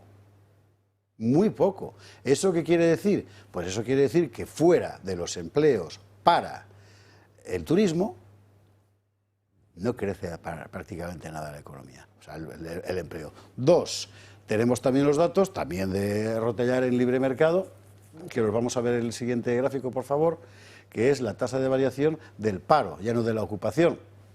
Y vemos lo mismo. O sea, que es que no. Que es que estamos fatal. Se mire como se mire. O sea, y luego, sobre todo, resulta que para que la economía funcione y cree empleo, estamos apostando, da la impresión cada vez más, solo por un tipo de empleo o de sector, que es necesariamente intensivo en mano de obra, en horarios y además temporal por definición. Joder, pues oiga, vamos a ver, aquí no le descubro a usted nada si recurro al viejo dicho, bastante injusto por otra parte, pero bueno, que España se estaba convirtiendo en un país de putas y camareros. ¿Se acuerda usted? Lo habrá oído 1000 veces. Bueno, no es, siempre me ha parecido injusto porque la hostelería es un sector extraordinario y en España tira mucho, como está muy bien. Pero es que un país tiene que vivir de más cosas. Y aquí no lo estamos haciendo lo contrario. Es bueno, Yolanda sale y cuenta su cuento, bien, vale, pero la realidad de la economía española es que somos un país de tercera. El Sindicato Solidaridad constantemente está corrigiendo, ¿no?, con datos reales estas cifras del paro y aparte de todo lo que has hablado, sabemos se estima que hay 1 millón de parados debajo de la alfombra. Pero fíjate, a mí, digamos, estos datos no es lo que me preocupa. A mí me preocupa la siguiente derivada. Yo creo que hay que llevar a la ministra a la lección, a que escuche la lección de la productividad.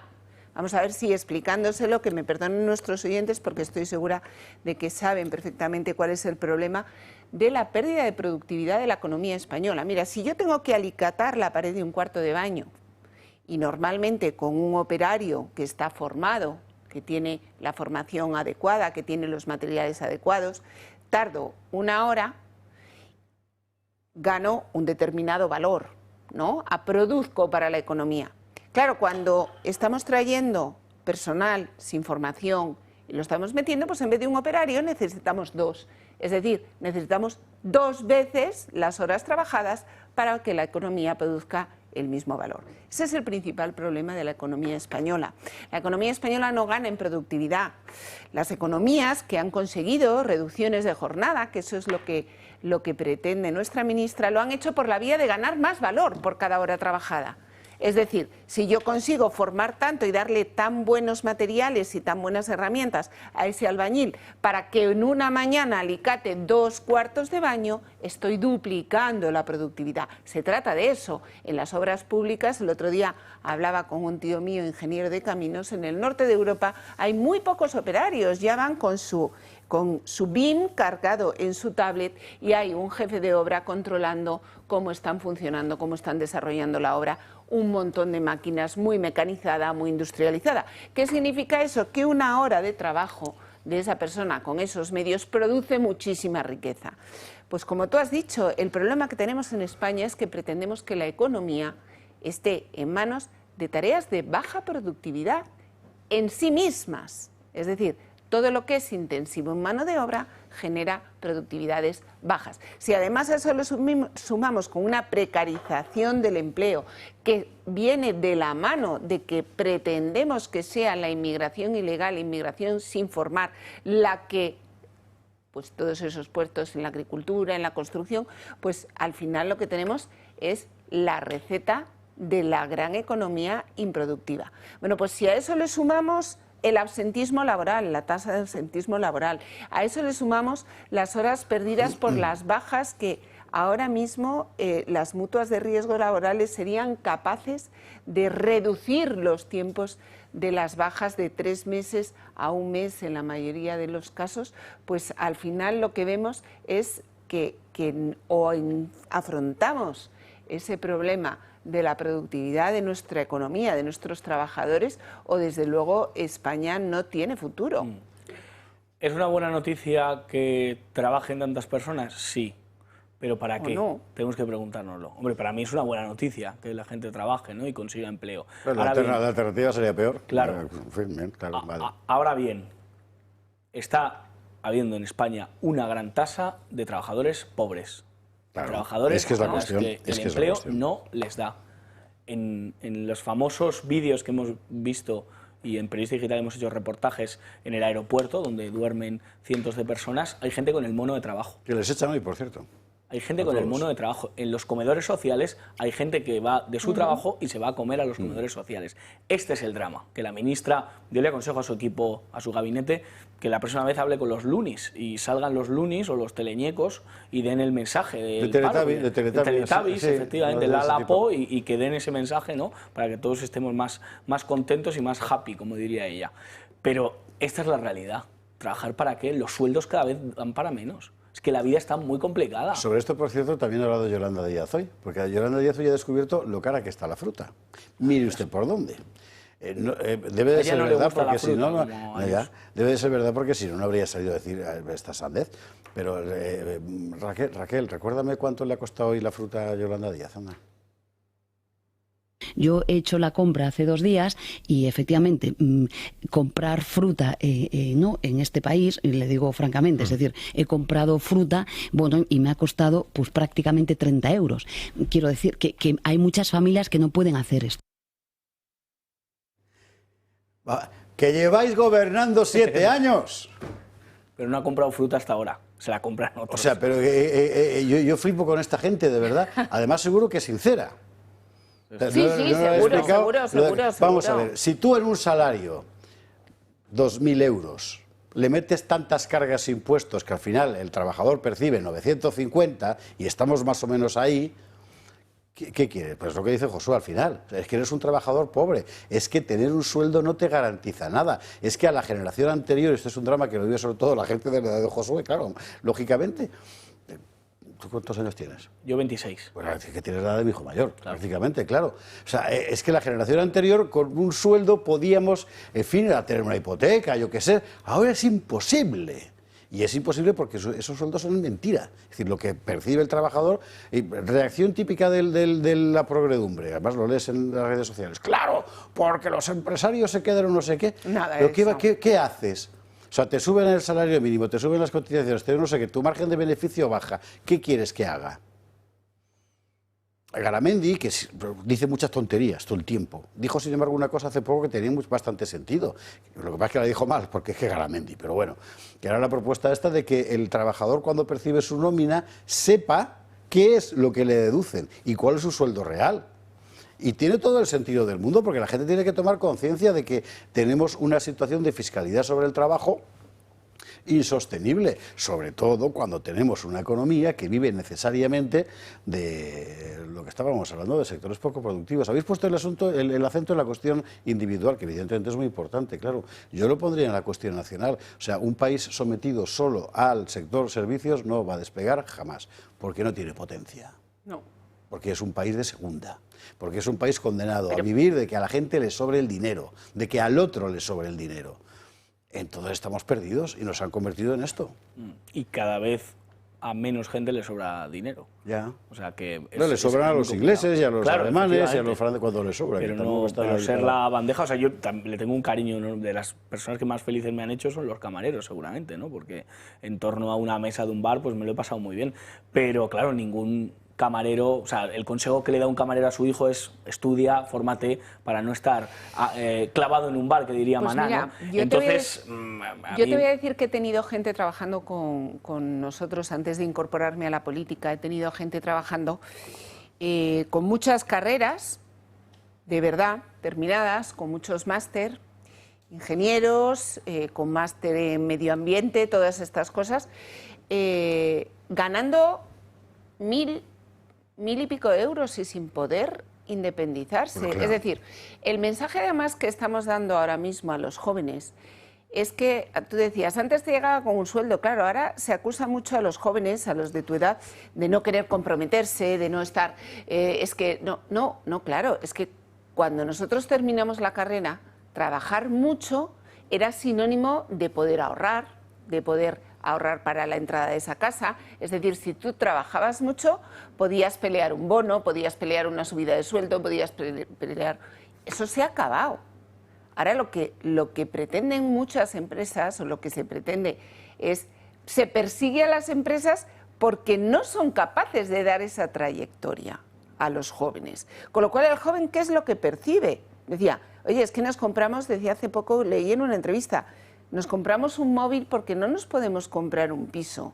Y en el fondo los estamos obligando, los estamos abocando a ser Peter Panes, porque es que si no se desesperarían. Es decir, yo pienso en un joven de 30 años que ha trabajado, que ha hecho su carrera, que sale al mercado laboral, que está preparadísimo, que sabe idiomas, que le han dado un bono de viajar 5 euros y conoce España y en el Erasmus toda Europa con 4 duros. Pero no tiene posibilidad de arrancar por sí mismo. Pues o se convierte en un Peter Pan o se desespera. Y la ministra, ante la realidad tozuda de que vale 30 euros la fruta, ¿qué solución ha dado? Ninguna, no. Tasar la maracuyá. No, es lo de siempre, que es que los salarios en España son muy bajos. Pero claro, ¿dónde tiene esta gente la cabeza? Bueno, Yolanda Díaz renuncio a investigarlo. Debajo de los pelos. Ya, joder. En fin, bueno, pues mire, esto es un problema que más industria, es otra de las rectificaciones que hay que hacer. Quien gobierne después tendrá que plantearse, es que hay muchas cosas en las que hay que plantear rectificaciones, rectificaciones de fondo, rectificaciones que afectan a la deriva, no de la de Sánchez, sino de los años anteriores también. ¿qué queremos hacer con el país en términos económicos? Porque o desarrollas industria y agricultura propias, o si no te vas a quedar con lo que tenemos. Es que efectivamente la fruta cuesta muy cara. Y usted sabe que es lo peor, que mientras tanto nuestro campo se está quedando esquilmado. Bueno, por los grandes productores nuestros, perdóname, están yendo fuera a producir con grandes ventajas económicas, claro, productos que a nosotros... Y además importando masivamente, por ejemplo, aceite de Túnez ahora, ¿no? Es todo un sin Dios. Claro. Pero después de haber tenido una flota pesquera como la que hemos tenido, que le llamaban la flota la segunda armada invencible, ¿quién ve a día de hoy una cola en una pescadería? Por Dios, no hay una cola en una pescadería en todo Madrid. No, es como las joyerías. Hemos renunciado. O sea, es que protesta de la fruta, pero lo que hay que decir es que hemos renunciado a comer pescado fresco. Sí, porque claro. no, o sea, una familia numerosa hoy, y no estoy hablando de las familias numerosas como la que era la mía, que somos 9 hermanos, sino una familia numerosa de hoy, con 3, con 4 niños, no se puede comer pescado fresco, pero de ninguna manera, no hay sueldo que soporte dar a 2, 3 Hay otro niños dato escalofriante que la ministra fresco. no comenta, que es el de que el 40% de la población española no se va a ir de vacaciones. Por ejemplo. Que también y el que se ha ido o se ha endeudado o ha pedido un crédito o en septiembre va a venir Paco con las rebajas. Entonces, bueno, pues vamos a ver lo que sucede. Pero que el 40% hemos renunciado al pescado, a las vacaciones, a unos estándares de vida que realmente generan bienestar y que son propios de un estado del bienestar que parece que habíamos construido, pero que solo tiene una cosa buena esa, que se volverá a casa de los padres, a la casa de ahorros, a la casa de ahorros a pasar el verano en familia, y no creas que no lo disfrutarán muchas veces más, mucho más los niños. En fin, hemos averiguado hoy que Yolanda Díaz también le gusta la fruta, mire usted por dónde. Vamos a la publicidad y abrimos tema corrupción, que hay que hablar de Leire, hay que hablar del hermano de Chimo Puig, hay que hablar de los audios respecto a Adif y carreteras y tal. Bueno. Joder, a ver si conseguimos explicarlo de tal forma que se entienda. Publi, lo vemos. 23:15, 22:15 en Canarias, y abrimos la página inevitable de corrupción de todos los días, página cotidiana en la Crónica de España. Vamos a abrirla hoy por el asunto Leire Díez, porque es que van a por ella. O sea, la Fiscalía, que es la Fiscalía Anticorrupción, no confundir con la Fiscalía Álvaro. Vamos a ver, sí, orgánicamente depende de él, pero es ¿cómo decir? Tiene suficientes galones, ¿verdad? Bueno, apoya investigar a Leire Díez. Y la verdad es que la retahíla de delitos que se sospecha pueda haber cometido es impresionante, ¿eh? Esta es la crónica. La Fiscalía pide investigar a Leire Díez porque existen indicios de delito en las supuestas maniobras de la fontanera espía del PSOE para conseguir trapos sucios sobre los miembros de la Unidad Central Operativa de la Guardia Civil, la UCO, y los de la Fiscalía, que todos ellos investigan las causas de corrupción que rodean al Gobierno. Así se ha posicionado la Fiscalía a través de un informe solicitado por el Juzgado de Instrucción número 9 de Madrid, en el que concluye que los hechos que fueron denunciados podrían constituir delitos de revelación de secretos, estafa procesal, cohecho y tráfico de influencias. Esta es una de las 4 causas abiertas en distintos juzgados madrileños contra la fontanera del PSOE, y sobre la primera que se pronuncia la Fiscalía. Estas acciones judiciales se basan en los audios que recogen la reunión en la que se escucha cómo Díez ofrece favores judiciales al empresario imputado Alejandro Hamlin, a cambio de que éste le diera información sensible sobre el teniente coronel de la Guardia Civil y jefe de la UCO, Antonio Balas, que es responsable de las investigaciones sobre la mujer y el hermano del presidente, la del caso Koldo y la del fiscal general del Estado, Álvaro García Ortiz. En esa reunión en la que buscaban información sobre los altos mandos de la Guardia Civil, también participaron 2 exagentes y un excolaborador del CNI. Los exagentes fueron Javier Frutos, que trabajaba para FESA, la empresa de Hamlin, y Miguel Ángel Hernández Michel, a quien Frutos encargó dirigir un equipo operativo para realizar seguimientos sobre personas y asuntos que pudieran afectar a la seguridad de la compañía. Durante la reunión, el abogado Jacobo Teijelo advirtió a Hamlin de las consecuencias que podría tener llegar a un pacto con la Fiscalía que incriminase a miembros de la UCO como el teniente coronel Antonio Balas. Movidón fuerte, ¿eh? Este que hay en torno a Leire, porque claro, lo que aparece ahí de repente es que usted se imagina de esas muñecas rusas que son inacabables, que fueron inacabables porque siempre está saliendo otra de abajo, ahora ha salido esta, y ahora es Leire, plum, y aparecen más cosas. ¿Tú te has perdido ya? Yo sí, ¿eh? Absolutamente. Es que Leire, primero me pierdo, pero no sé si es Carlos Latre o es Leire, porque con la imitación que le hizo en este plató, siempre lo dudo quién es de los dos. Pero eso es lo chistoso. Luego también la curiosidad que tenemos todos por ese libro que ella va a sacar, que dice que no sabe la fecha, que dice que no sabe el título, que dice que no sabe nada, pero que todas estas investigaciones eran por su libro. Pero ni sabemos cuándo va a salir el libro, ni sabemos nada del libro. O sea, que nos deje de engañar esta mujer. Qué triste que hayamos tenido y seguimos teniendo un gobierno que en lugar de estar empecinado en bajar el precio de la fruta, en que el empleo sea de calidad, en sacarnos adelante, no. Contratamos o tenemos a sueldo en una empresa pública a una fontanera para que nos arregle nuestros problemas de fontanería, nuestros problemas con empresarios, ¿no? Este es el gran drama de España. ¿Cuántas Leires más hay? Si es que esa es la pregunta. ¿Cuántas Leires más hay dentro del Partido Socialista? Tú fíjate lo que es el actual Partido Socialista de Sánchez, ¿no? Es una trama, o sea, es las saunas, los prostíbulos, el Peugeot, el dinero de las saunas y los prostíbulos que financia ese recorrido del Peugeot por toda España para extender a Sánchez y a sus secuaces y conseguir, ¿no?, ese liderazgo en el Partido Socialista.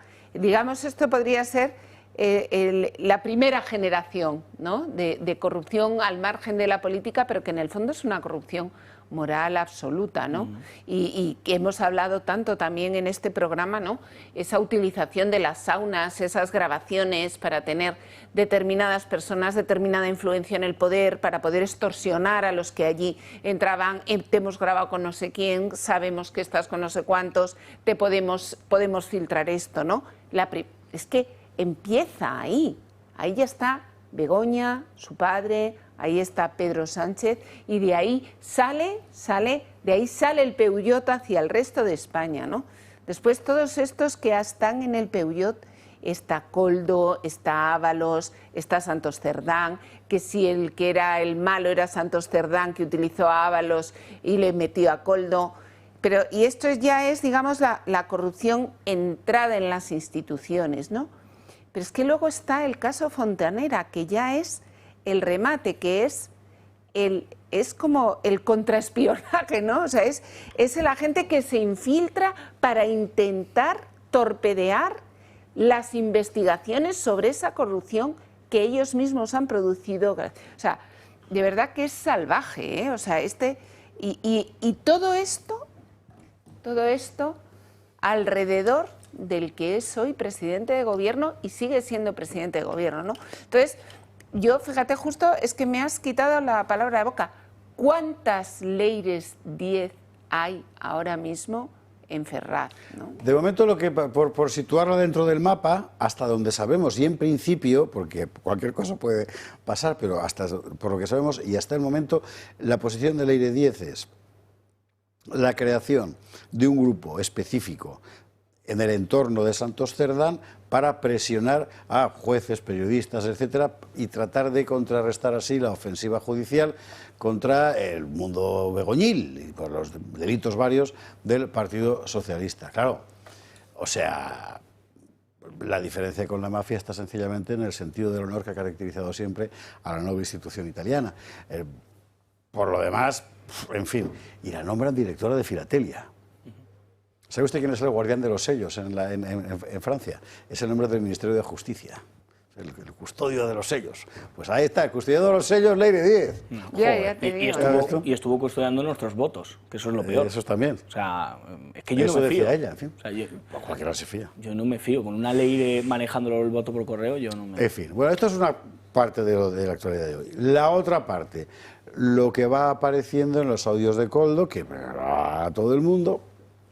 en relación con las contrataciones de Adif y la Dirección General de Carreteras, donde, como usted sabe, se mueven, aquí lo hemos contado muchas veces, porque además un contertulio de aquí, Antonio Alonso Timón, en otro tiempo estuvo en las mesas de contratación como jurista, las mesas de contratación de Adif, ¿no? Se mueven cientos, miles de millones de euros, aquello es, vamos, la cueva de Alibaba, ¿no? Y lo digo por la cantidad, de Aladino, venga, vale, porque no sabemos si está robado o no. Lo que aparece en los audios, ¿qué es? Una vergüenza. Vamos a verlo.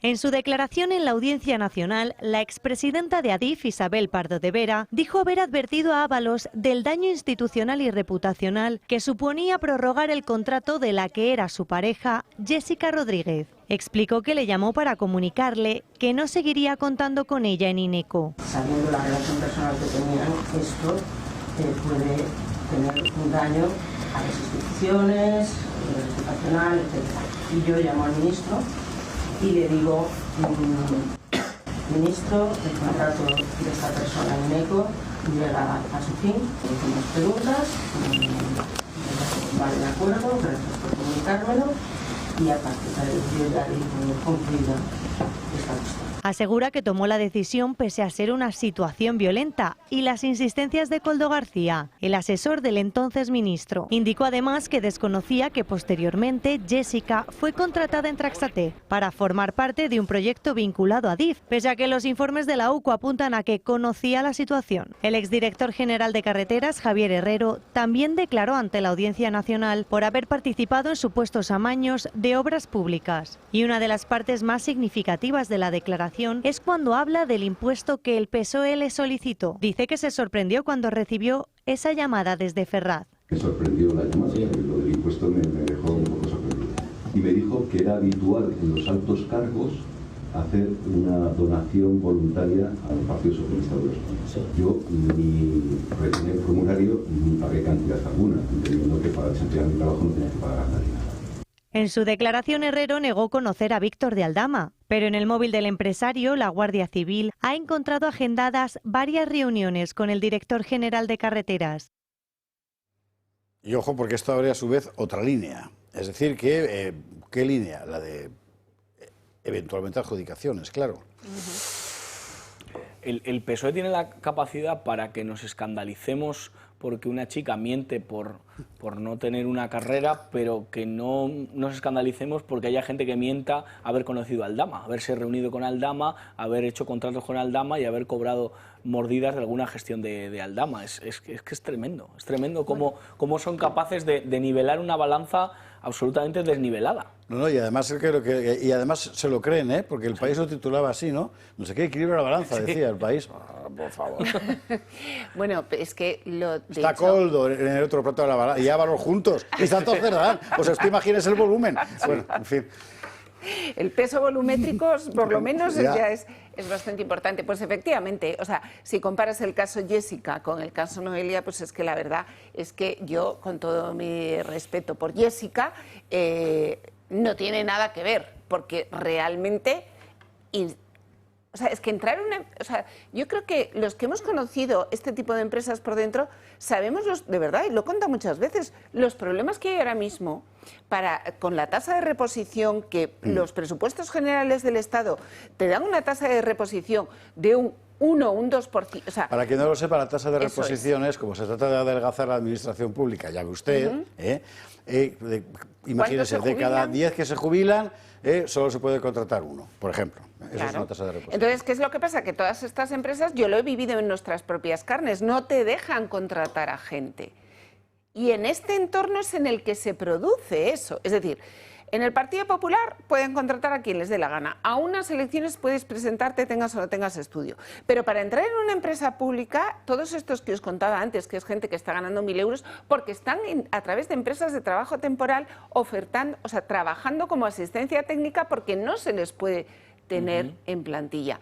Ese es el entorno en el que aparece Jessica y la meten, y el otro día salía además la que estaba de responsable, la equivalente al gerente de la empresa en la que estaba yo, que es el que te llegan a final de mes los RPs, que te los va a auditar el Estado, porque tienes que demostrar que tienes unos costes determinados, tus tarifas no pueden subir, no puedes tener un beneficio, es decir, están sometidas todos los trabajadores de bien que están en esas empresas sometidas a muchísimas restricciones. Y entonces, ¿qué pasa? Que esta señora decía, oye, que es que yo a esta chica no la puedo imputar a ningún proyecto, porque es que además ni me rellenan los partes de tiempo. Es decir, es que una cosa que es impepinable, lo sabemos todos los que hemos trabajado en empresas públicas, es que como el viernes no haya rellenado los partes de tiempo, se te ha caído el pelo. Bueno, pues esta señora no rellenaba los partes. Es decir, esto, pero aquí de capitana paje todo el mundo se come las cosas.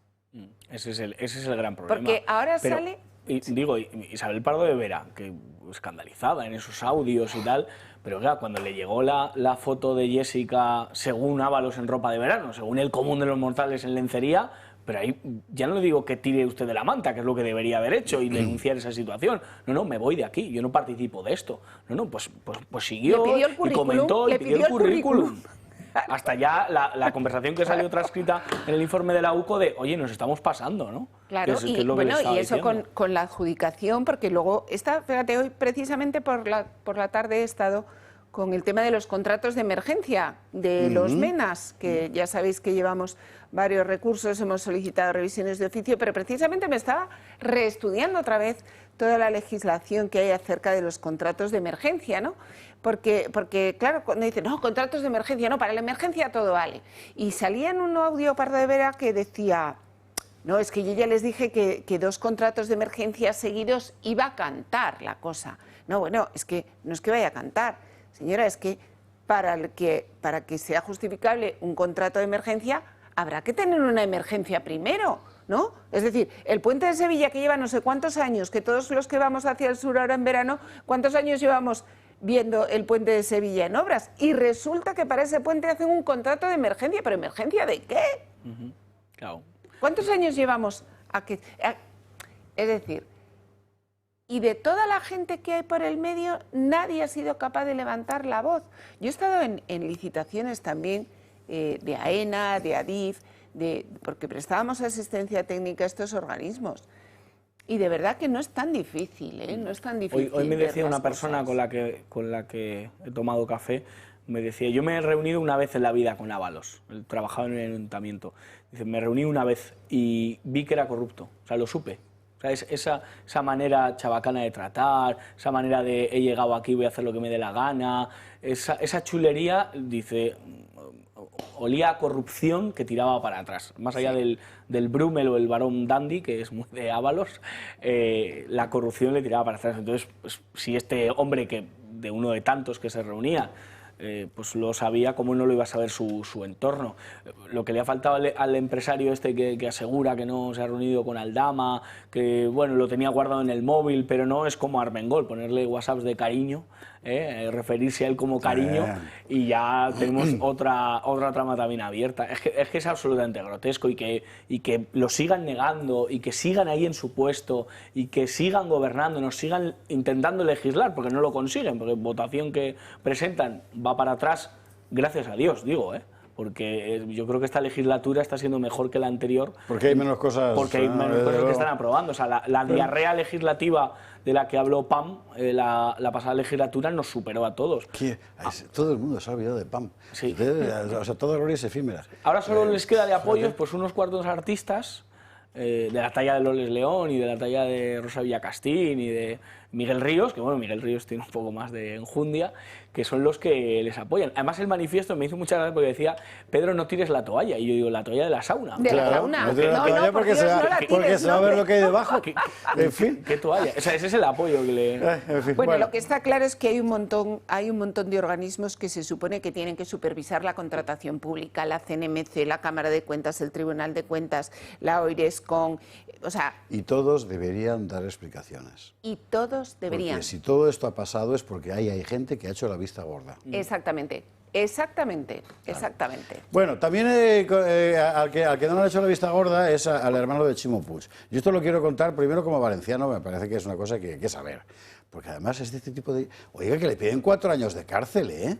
que no es moco de pavo, al hermano de Ximo Puig, expresidente de la Comunidad Valenciana. Y además, porque demuestra una vez más la connivencia absolutamente, renuncio a calificarla, entre las tramas corruptas del Partido Socialista y el separatismo. Porque la Generalidad de Cataluña era quien estaba pagando al menos en un 50% a este señor. Bueno, vamos a ver esta historia que nos cuenta Yago Soler. Una nueva polémica sobre los indultos rodea al gobierno. Moncloa concedió una amnistía a Comunicaciones del Ports, la empresa del hermano del expresidente valenciano Ximo Puig. Esta medida fue emitida hace poco más de un año y evitó que la empresa quedara inhabilitada para trabajar con la administración. Pero es que en el pasado ya fue condenada por prácticas anticompetitivas en un cártel de medios audiovisuales y multada por la Comisión de Defensa de la Competencia de la Comunidad Valenciana. Comunicaciones del Sports obtiene más del 50% de sus ingresos de contratos públicos. Sin embargo, Hacienda consideró que la empresa había mostrado voluntad de cambiar su pasado al pagar la multa antes de la resolución firme e implementar medidas anticorrupción. Hace escasas horas la Fiscalía solicitaba para Francis Puig 4 años de prisión por el delito de falsedad continuada en la causa que investiga el supuesto cobro irregular de subvenciones de la Generalitat Valenciana y la Generalitat de Cataluña. Esto es una vergüenza descomunal. En Valencia, donde quiero recordarle, la izquierda y los socialistas han estado montando a Rita Barberá una campaña atroz que la llevó a la muerte, ¿eh? Bueno, yo creo que la llevó a la muerte más ¿cómo decir?, la poca solidaridad del Partido Popular que otra cosa, pero bueno, en todo caso hay que recordar cómo acabó y no había hecho nada. Y a Paco Camps durante años y años y años, hasta el punto de que tú le dices a la gente que Paco Camps no le han condenado por nada y dice, venga, hombre. Es que son así, ¿eh? Así es, así es. La verdad es que esto de Ximo Puig, porque no, yo he leído en una noticia que no solo es el hermano el que había presentado facturas falsas, que también había presentado también facturas falsas el padre. O sea, que es que esto ya es también la cosa nostra, pero vamos, la paella nostra que tienen ahí montada, una paella de facturas. O sea, es brutal. Y le salió, no hay que olvidarse de lo del hospital de Alcira. Sí, que se volaba. No, ese fue el de campaña. Eso fue durante la pandemia, sí, pero estos también heredaron el tema del hospital de Alcira, que fue una de esas concesiones que salieron mal, y la recuperaron y salió peor todavía. Todo esto en manos de Ximo Aquí lo hemos Puig. contado ampliamente, efectivamente, ese tipo de hospitales públicos de gestión privada, con unas cifras, en fin, que no eran malas, se empeñaron por razones ideológicas en la reversión a lo público, es decir, a partir de lo gestionamos nosotros, y el desastre ha sido descomunal. Claro, fue tremendo. No, pero también a la opinión pública, para ver cómo maneja la izquierda los medios de comunicación. Pregunten ustedes en la calle cuántos ciudadanos conocen el caso en su día del hermano de Ayuso, que ya se ha visto que no fue caso, y el caso del hermano de Ximo Puig. El caso de Ximo Puig porque en esta casa se cuenta y en poquitos medios más, pero si no... En poquitos medios más, efectivamente. El hermano de Ayuso tuvo una carpa, una lona, incluso en el barrio Salamanca, bien grande.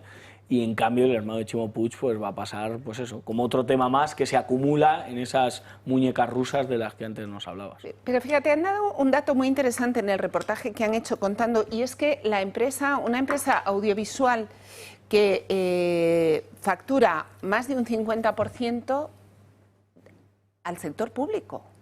Entonces, claro, o sea, aquí hay una doctrina, ¿no?, del in-house providing, es decir, si la administración se debe de proveer servicios a sí misma o si debe externalizarlos, ¿no? Y aquí hay, pues como hablábamos del hospital de Alcira y muchas cosas. Claro, ¿qué es lo que pasa? Que lo que yo veo desde el punto de vista cuando estudio estas cosas es que aquí se ha producido una pléyade de actores que realmente viven de la administración. Y entonces todos conocemos los casos, por ejemplo, de los servicios de limpieza, de los servicios de mantenimiento, CLECE, todas estas empresas que al final muchas veces funcionan como un cártel y se reparten el negocio entre todos. Un negocio que no deja de ser mayoritariamente de dinero público, pero que, ojo, no están sometidos a los mismos controles que está sometido el dinero público. Y aún estas empresas contratistas del Estado, de grandes contratos, suelen estar a través de los directores de esos contratos, porque son grandes contratos. Yo he estado gestionando esos contratos. No lo hacía yo, pero estaba en el equipo del programa de modernización de la contratación que se llamaba, que se gestionaban esos contratos desde el Ministerio de Defensa. Hay una oficina de programa, hay unas determinadas personas controlando la ejecución de los contratos. Pero ¿qué pasa con estas productoras pequeñas? ¿Quién controla realmente a esas productoras pequeñas que están al 50%? Y como hablábamos el otro día, que se me ha olvidado a mí el nombre estos de que se dedican a los refugiados. Los de la ONG de ACEM. Esta gente tiene 200 millones de cifra de negocio anual y un 99% procede de las arcas del Estado. Claro. ¿Y quién ejerce el control financiero permanente de esas instituciones? Decía Perón, nadie. El hombre es bueno, pero si se le vigila es mejor. Entonces, yo creo que en este caso viene bien. Pero que ahí hay que pensar, o sea, que yo lo he hablado muchas veces, esto, hay que empezar a pensar. Primero, no puedes asfixiar la iniciativa privada, pero cuando estamos hablando de una empresa que factura un 80, un 90%, un 60% de su volumen de negocio está en el sector público, a mí que no me intenten convencer de que es una empresa privada. Que aquí hay mucho liberal de pacotilla que se mete en esas empresas y juega a que soy un liberal. Ojo, perdona, tú de liberal no tienes nada. No tendrás el puesto de funcionario porque no has estudiado una oposición.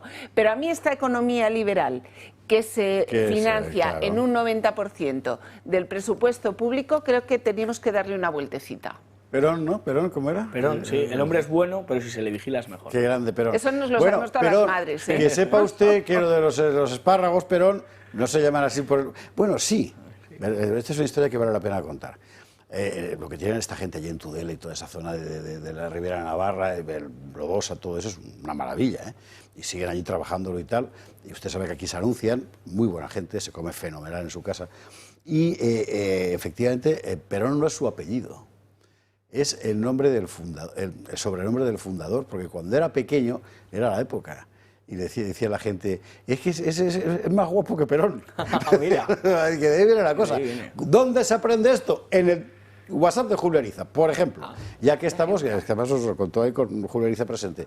¿Sabe usted que toda la información de Telegram sigue en el Telegram de Julio y además ahora ha pasado también a WhatsApp, con la propia lista de WhatsApp? Así que vamos a sacar, por favor, ahí está el QR, de tal manera que usted abre la cámara en el móvil y directamente eso le lleva plum al WhatsApp de Julio. Usted ahí se registra y a recibir información. Toda la información que normalmente no sale. Por ejemplo, ha habido un accidente terrible hoy en Amur, en Siberia, de un avión con 40 y tantos muertos. Pues las primeras imágenes de ahí pues estaban en el Telegram de Julio, por ejemplo. O sea, noticias Pero es la misma información que en Telegram. Exactamente. O sea, que los que ya estamos siguiéndolo en Telegram no tenemos que ponernos en otro canal. Tú en los dos sitios. Yo en los porque dos. Así das ejemplo. Ahora mismo. El WhatsApp de Julio... Así lo puedo reenviar desde los dos. Exacto. Sí, el WhatsApp de Julio Ariza. Vámonos a la publicidad. A la vuelta, el asunto de los menas. Decía el otro día aquí Gabriela Camuñas que esto en realidad es secuestro de menores. Es que es verdad. Bueno, ahora mismo como estamos, con un programa morrocotudo en muchos lugares, en Madrid particularmente, porque va a llover sobre mojado. Traíamos aquí ayer la posición Mañueco en Castilla y León, que nos lo contaba Carlos Pollán, que consiste básicamente en decir lo contrario de lo que está diciendo Génova ahora. Bueno, que tampoco es fácil saber qué es lo contrario, porque no deja de ser un poco ambiguo. Hoy hablaba la consejera de la Comunidad de Madrid, Ana Dávila se llama, sobre el asunto. Y vale la pena rescatar una parte, lo ha hecho en Es Radio, y vale la pena rescatar una parte de sus declaraciones porque me parecen enormemente ilustrativas sobre el enorme cacao que tiene esta gente en la cabeza. Y por tanto el embolado político que tiene para tomar una decisión. Vamos a la publicidad y a la vuelta vemos esto y ¡oh! Marlaska, 300 identificados entre la gente de Torre Pacheco. Pero no por agredir al anciano, no, por protestar. Bueno, lo vemos después, Publi.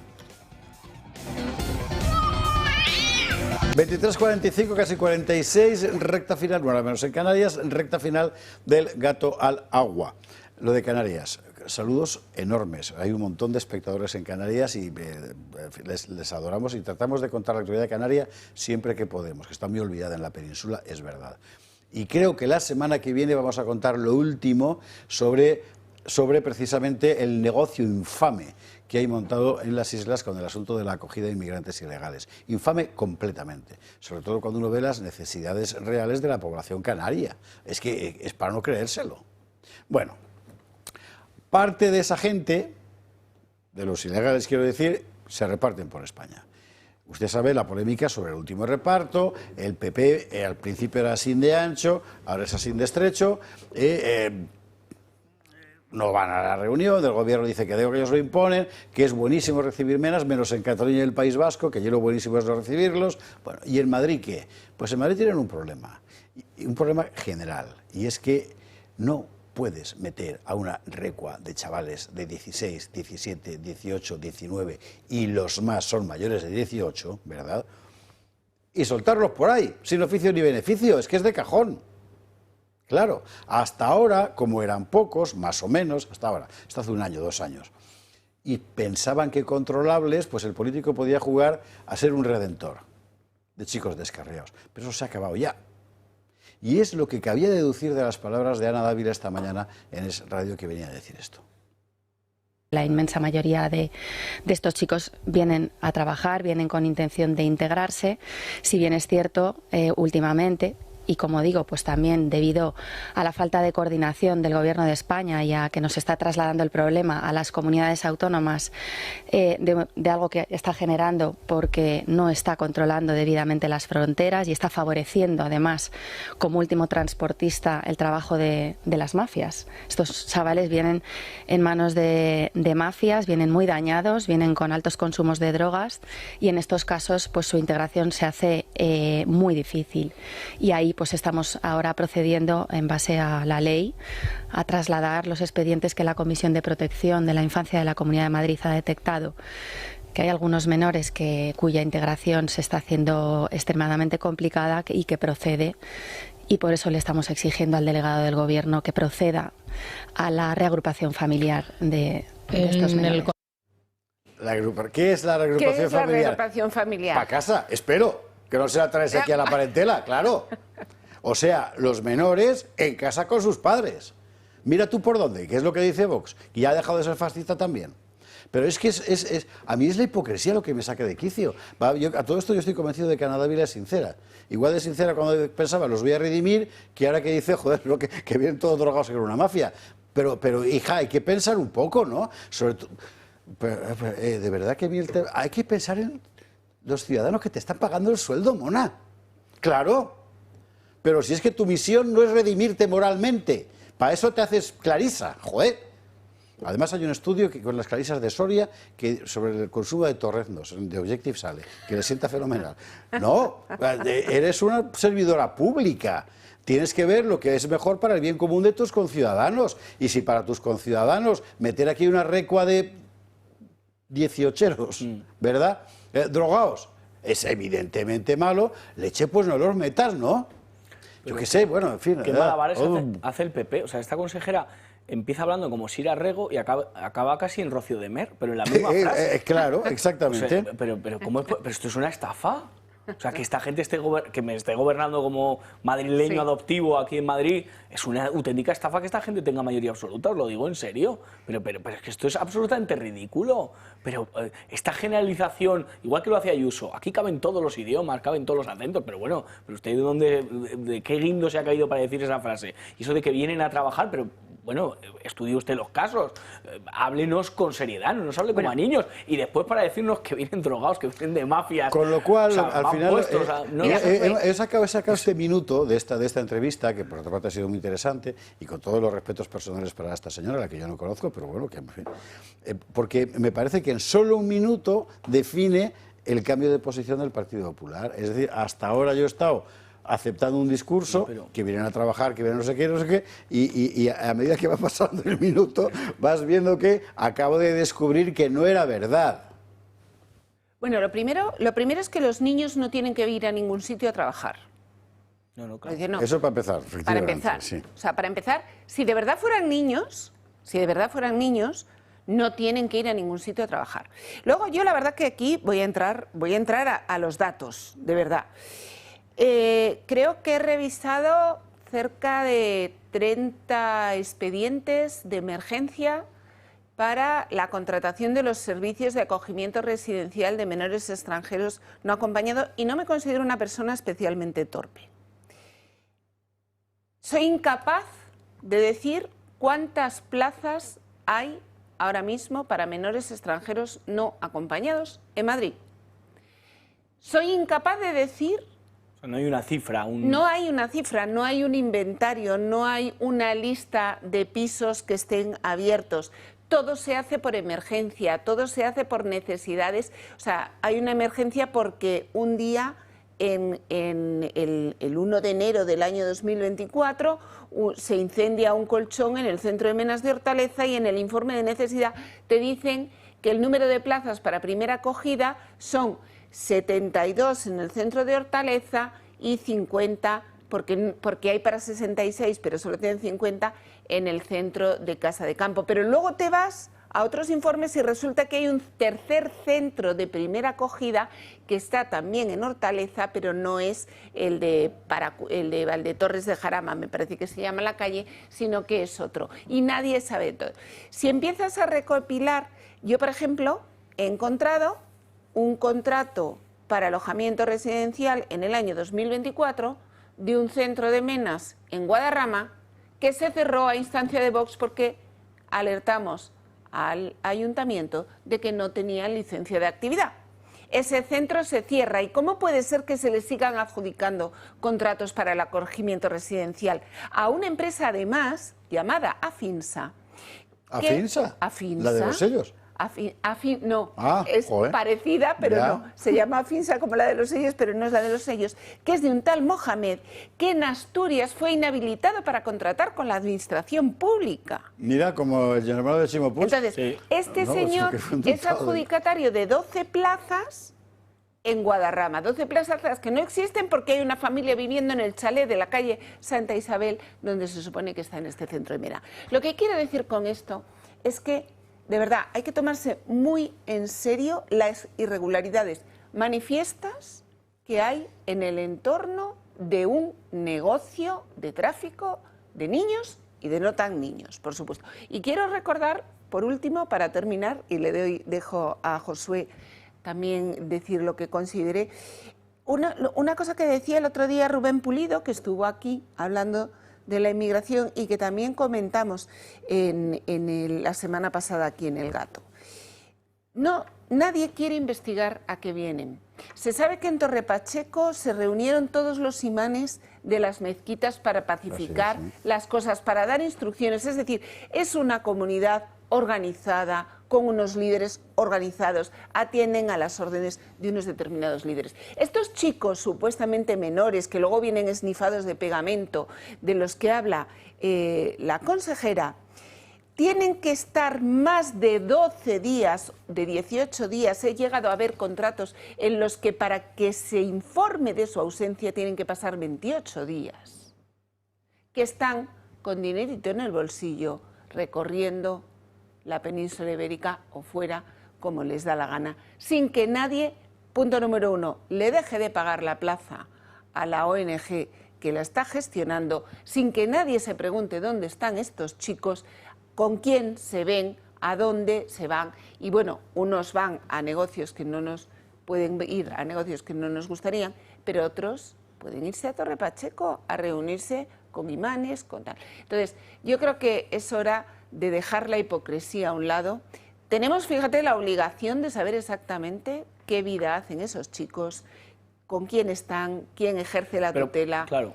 Y de verdad hacer frente a un negocio muy lucrativo para algunos de tráfico de seres humanos. Pero que el Partido Popular vaya de frente, que Ayuso se presenta a las elecciones diciéndole a los madrileños: quiero menas y voy a coger a menas y voy a abrir centros de menas y voy a dotar de presupuesto a centros de menas y que se presenten las elecciones, a ver qué pasa, pero que no utilice estos malabarismos, que no nos intente engañar. Es interesante lo que ha contado Ana Dávila hoy. Ella termina diciendo, porque claro, la gestión de los menores es una competencia autonómica, pero vamos a ver, llevan 2 años diciendo que no pueden hacer nada porque es una orden del gobierno. Es que claro, bueno, está bien, están cambiando de opinión, pero... Que al igual que ningún ciudadano, sea cual sea su ideología, quiere un centro de menas al lado de su casa, yo creo que ninguna comunidad autónoma quiere tener que lidiar con esta realidad, y Cataluña y País Vasco lo han demostrado. ¿Por qué?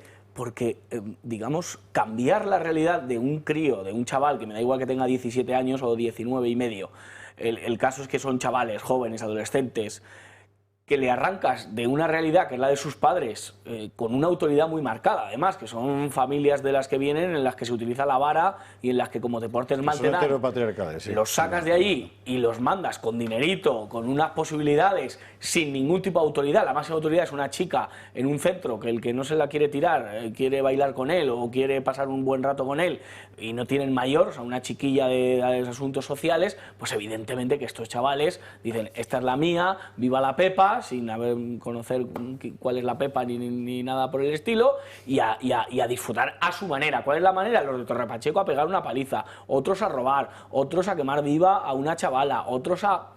Claro, que de todos estos, alguno después acaba trabajando, integrándose, y seguro que le hacen una película y un homenaje y le ponen una calle y le hacen honores, pues evidentemente. Es muy interesante porque los marroquíes emancipados, que antes eran la mayoría, ahora por lo que ha explicado Ana Cuartero empiezan a dejar de serlo, la posición que han mantenido siempre es estos chicos fuera. Porque nos complican un montón la vida de nuestra comunidad, que aquí estaba muy tranquila. El otro día salía un futbolista del Español que se llama Jalili, que es marroquí, diciendo que los ilegales fuera todos. Claro, pero desde que te has hecho de box siendo marroquí. Taleb Pero es de sentido común. Taleb al-Salem, que es saharaui, está diciendo que fuera, que esto no tiene nada que ver. Pero Taleb al-Salem es que los saharauis saben mucho de cómo se las gasta Marruecos de su afán expansionista. Con su afán expansionista y con sus invasiones supuestamente silenciosas, supuestamente sin conflicto. Es decir, estos lo han vivido en sus propias, lo siguen viviendo en sus propias carnes. De Torre Pacheco hablábamos, ¿no? Bueno, la noticia de hoy me parece que vale la pena verla. La Guardia Civil tiene identificados a 300 personas por los sucesos de Torre Pacheco. Vamos a ver la información, por favor. 300 personas, no que estén agrediendo por ahí ancianos, sino gente que participó en las protestas, ¿no? Amigo mío, por eso digo yo que malos tiempos para Fuenteovejuna, porque claro, o sea, al final la policía la has puesto a perseguir a la gente que protesta por sucesos causados por la ausencia de policía. Se puede ser malo y luego más rasca. Claro. ¿No? En cambio, a las que empezamos al inicio del programa, a las que protestan en favor de Juana Rivas y de todas esas manifestaciones, ahí no hay identificación ninguna. Hay no identificación. Puede manifestar. Oye, que a mí me gasearon en Ferraz, ¿eh? Claro, con esta pinta que tengo yo de persona peligrosa. De Aberchale, de Borroca. De Borroca. De hecho, uno de los días de Ferraz me dijo un diputado del PSOE, pero ¿cómo vienes con zapatillas de deporte? Y digo, joder, porque me hacéis correr delante de la policía. Claro, exactamente. ¿Qué quieres que te diga? En fin, señores, ¿qué tiempo nos están volviendo? Bueno, se acabó, que quedan 30 segundos. Mañana, gato de Usales. Vamos a hablar de cosas maravillosas. Las reinas godas, por ejemplo. Una cosa. Ana Cuartero, José Cárdenas, muchísimas gracias a los dos por estar aquí esta noche. Ya ve usted que con los dos se sobraban para mantener, ¿verdad? Incluso yo podría haber estado callado toda la noche. Que descansen. Mañana más gato.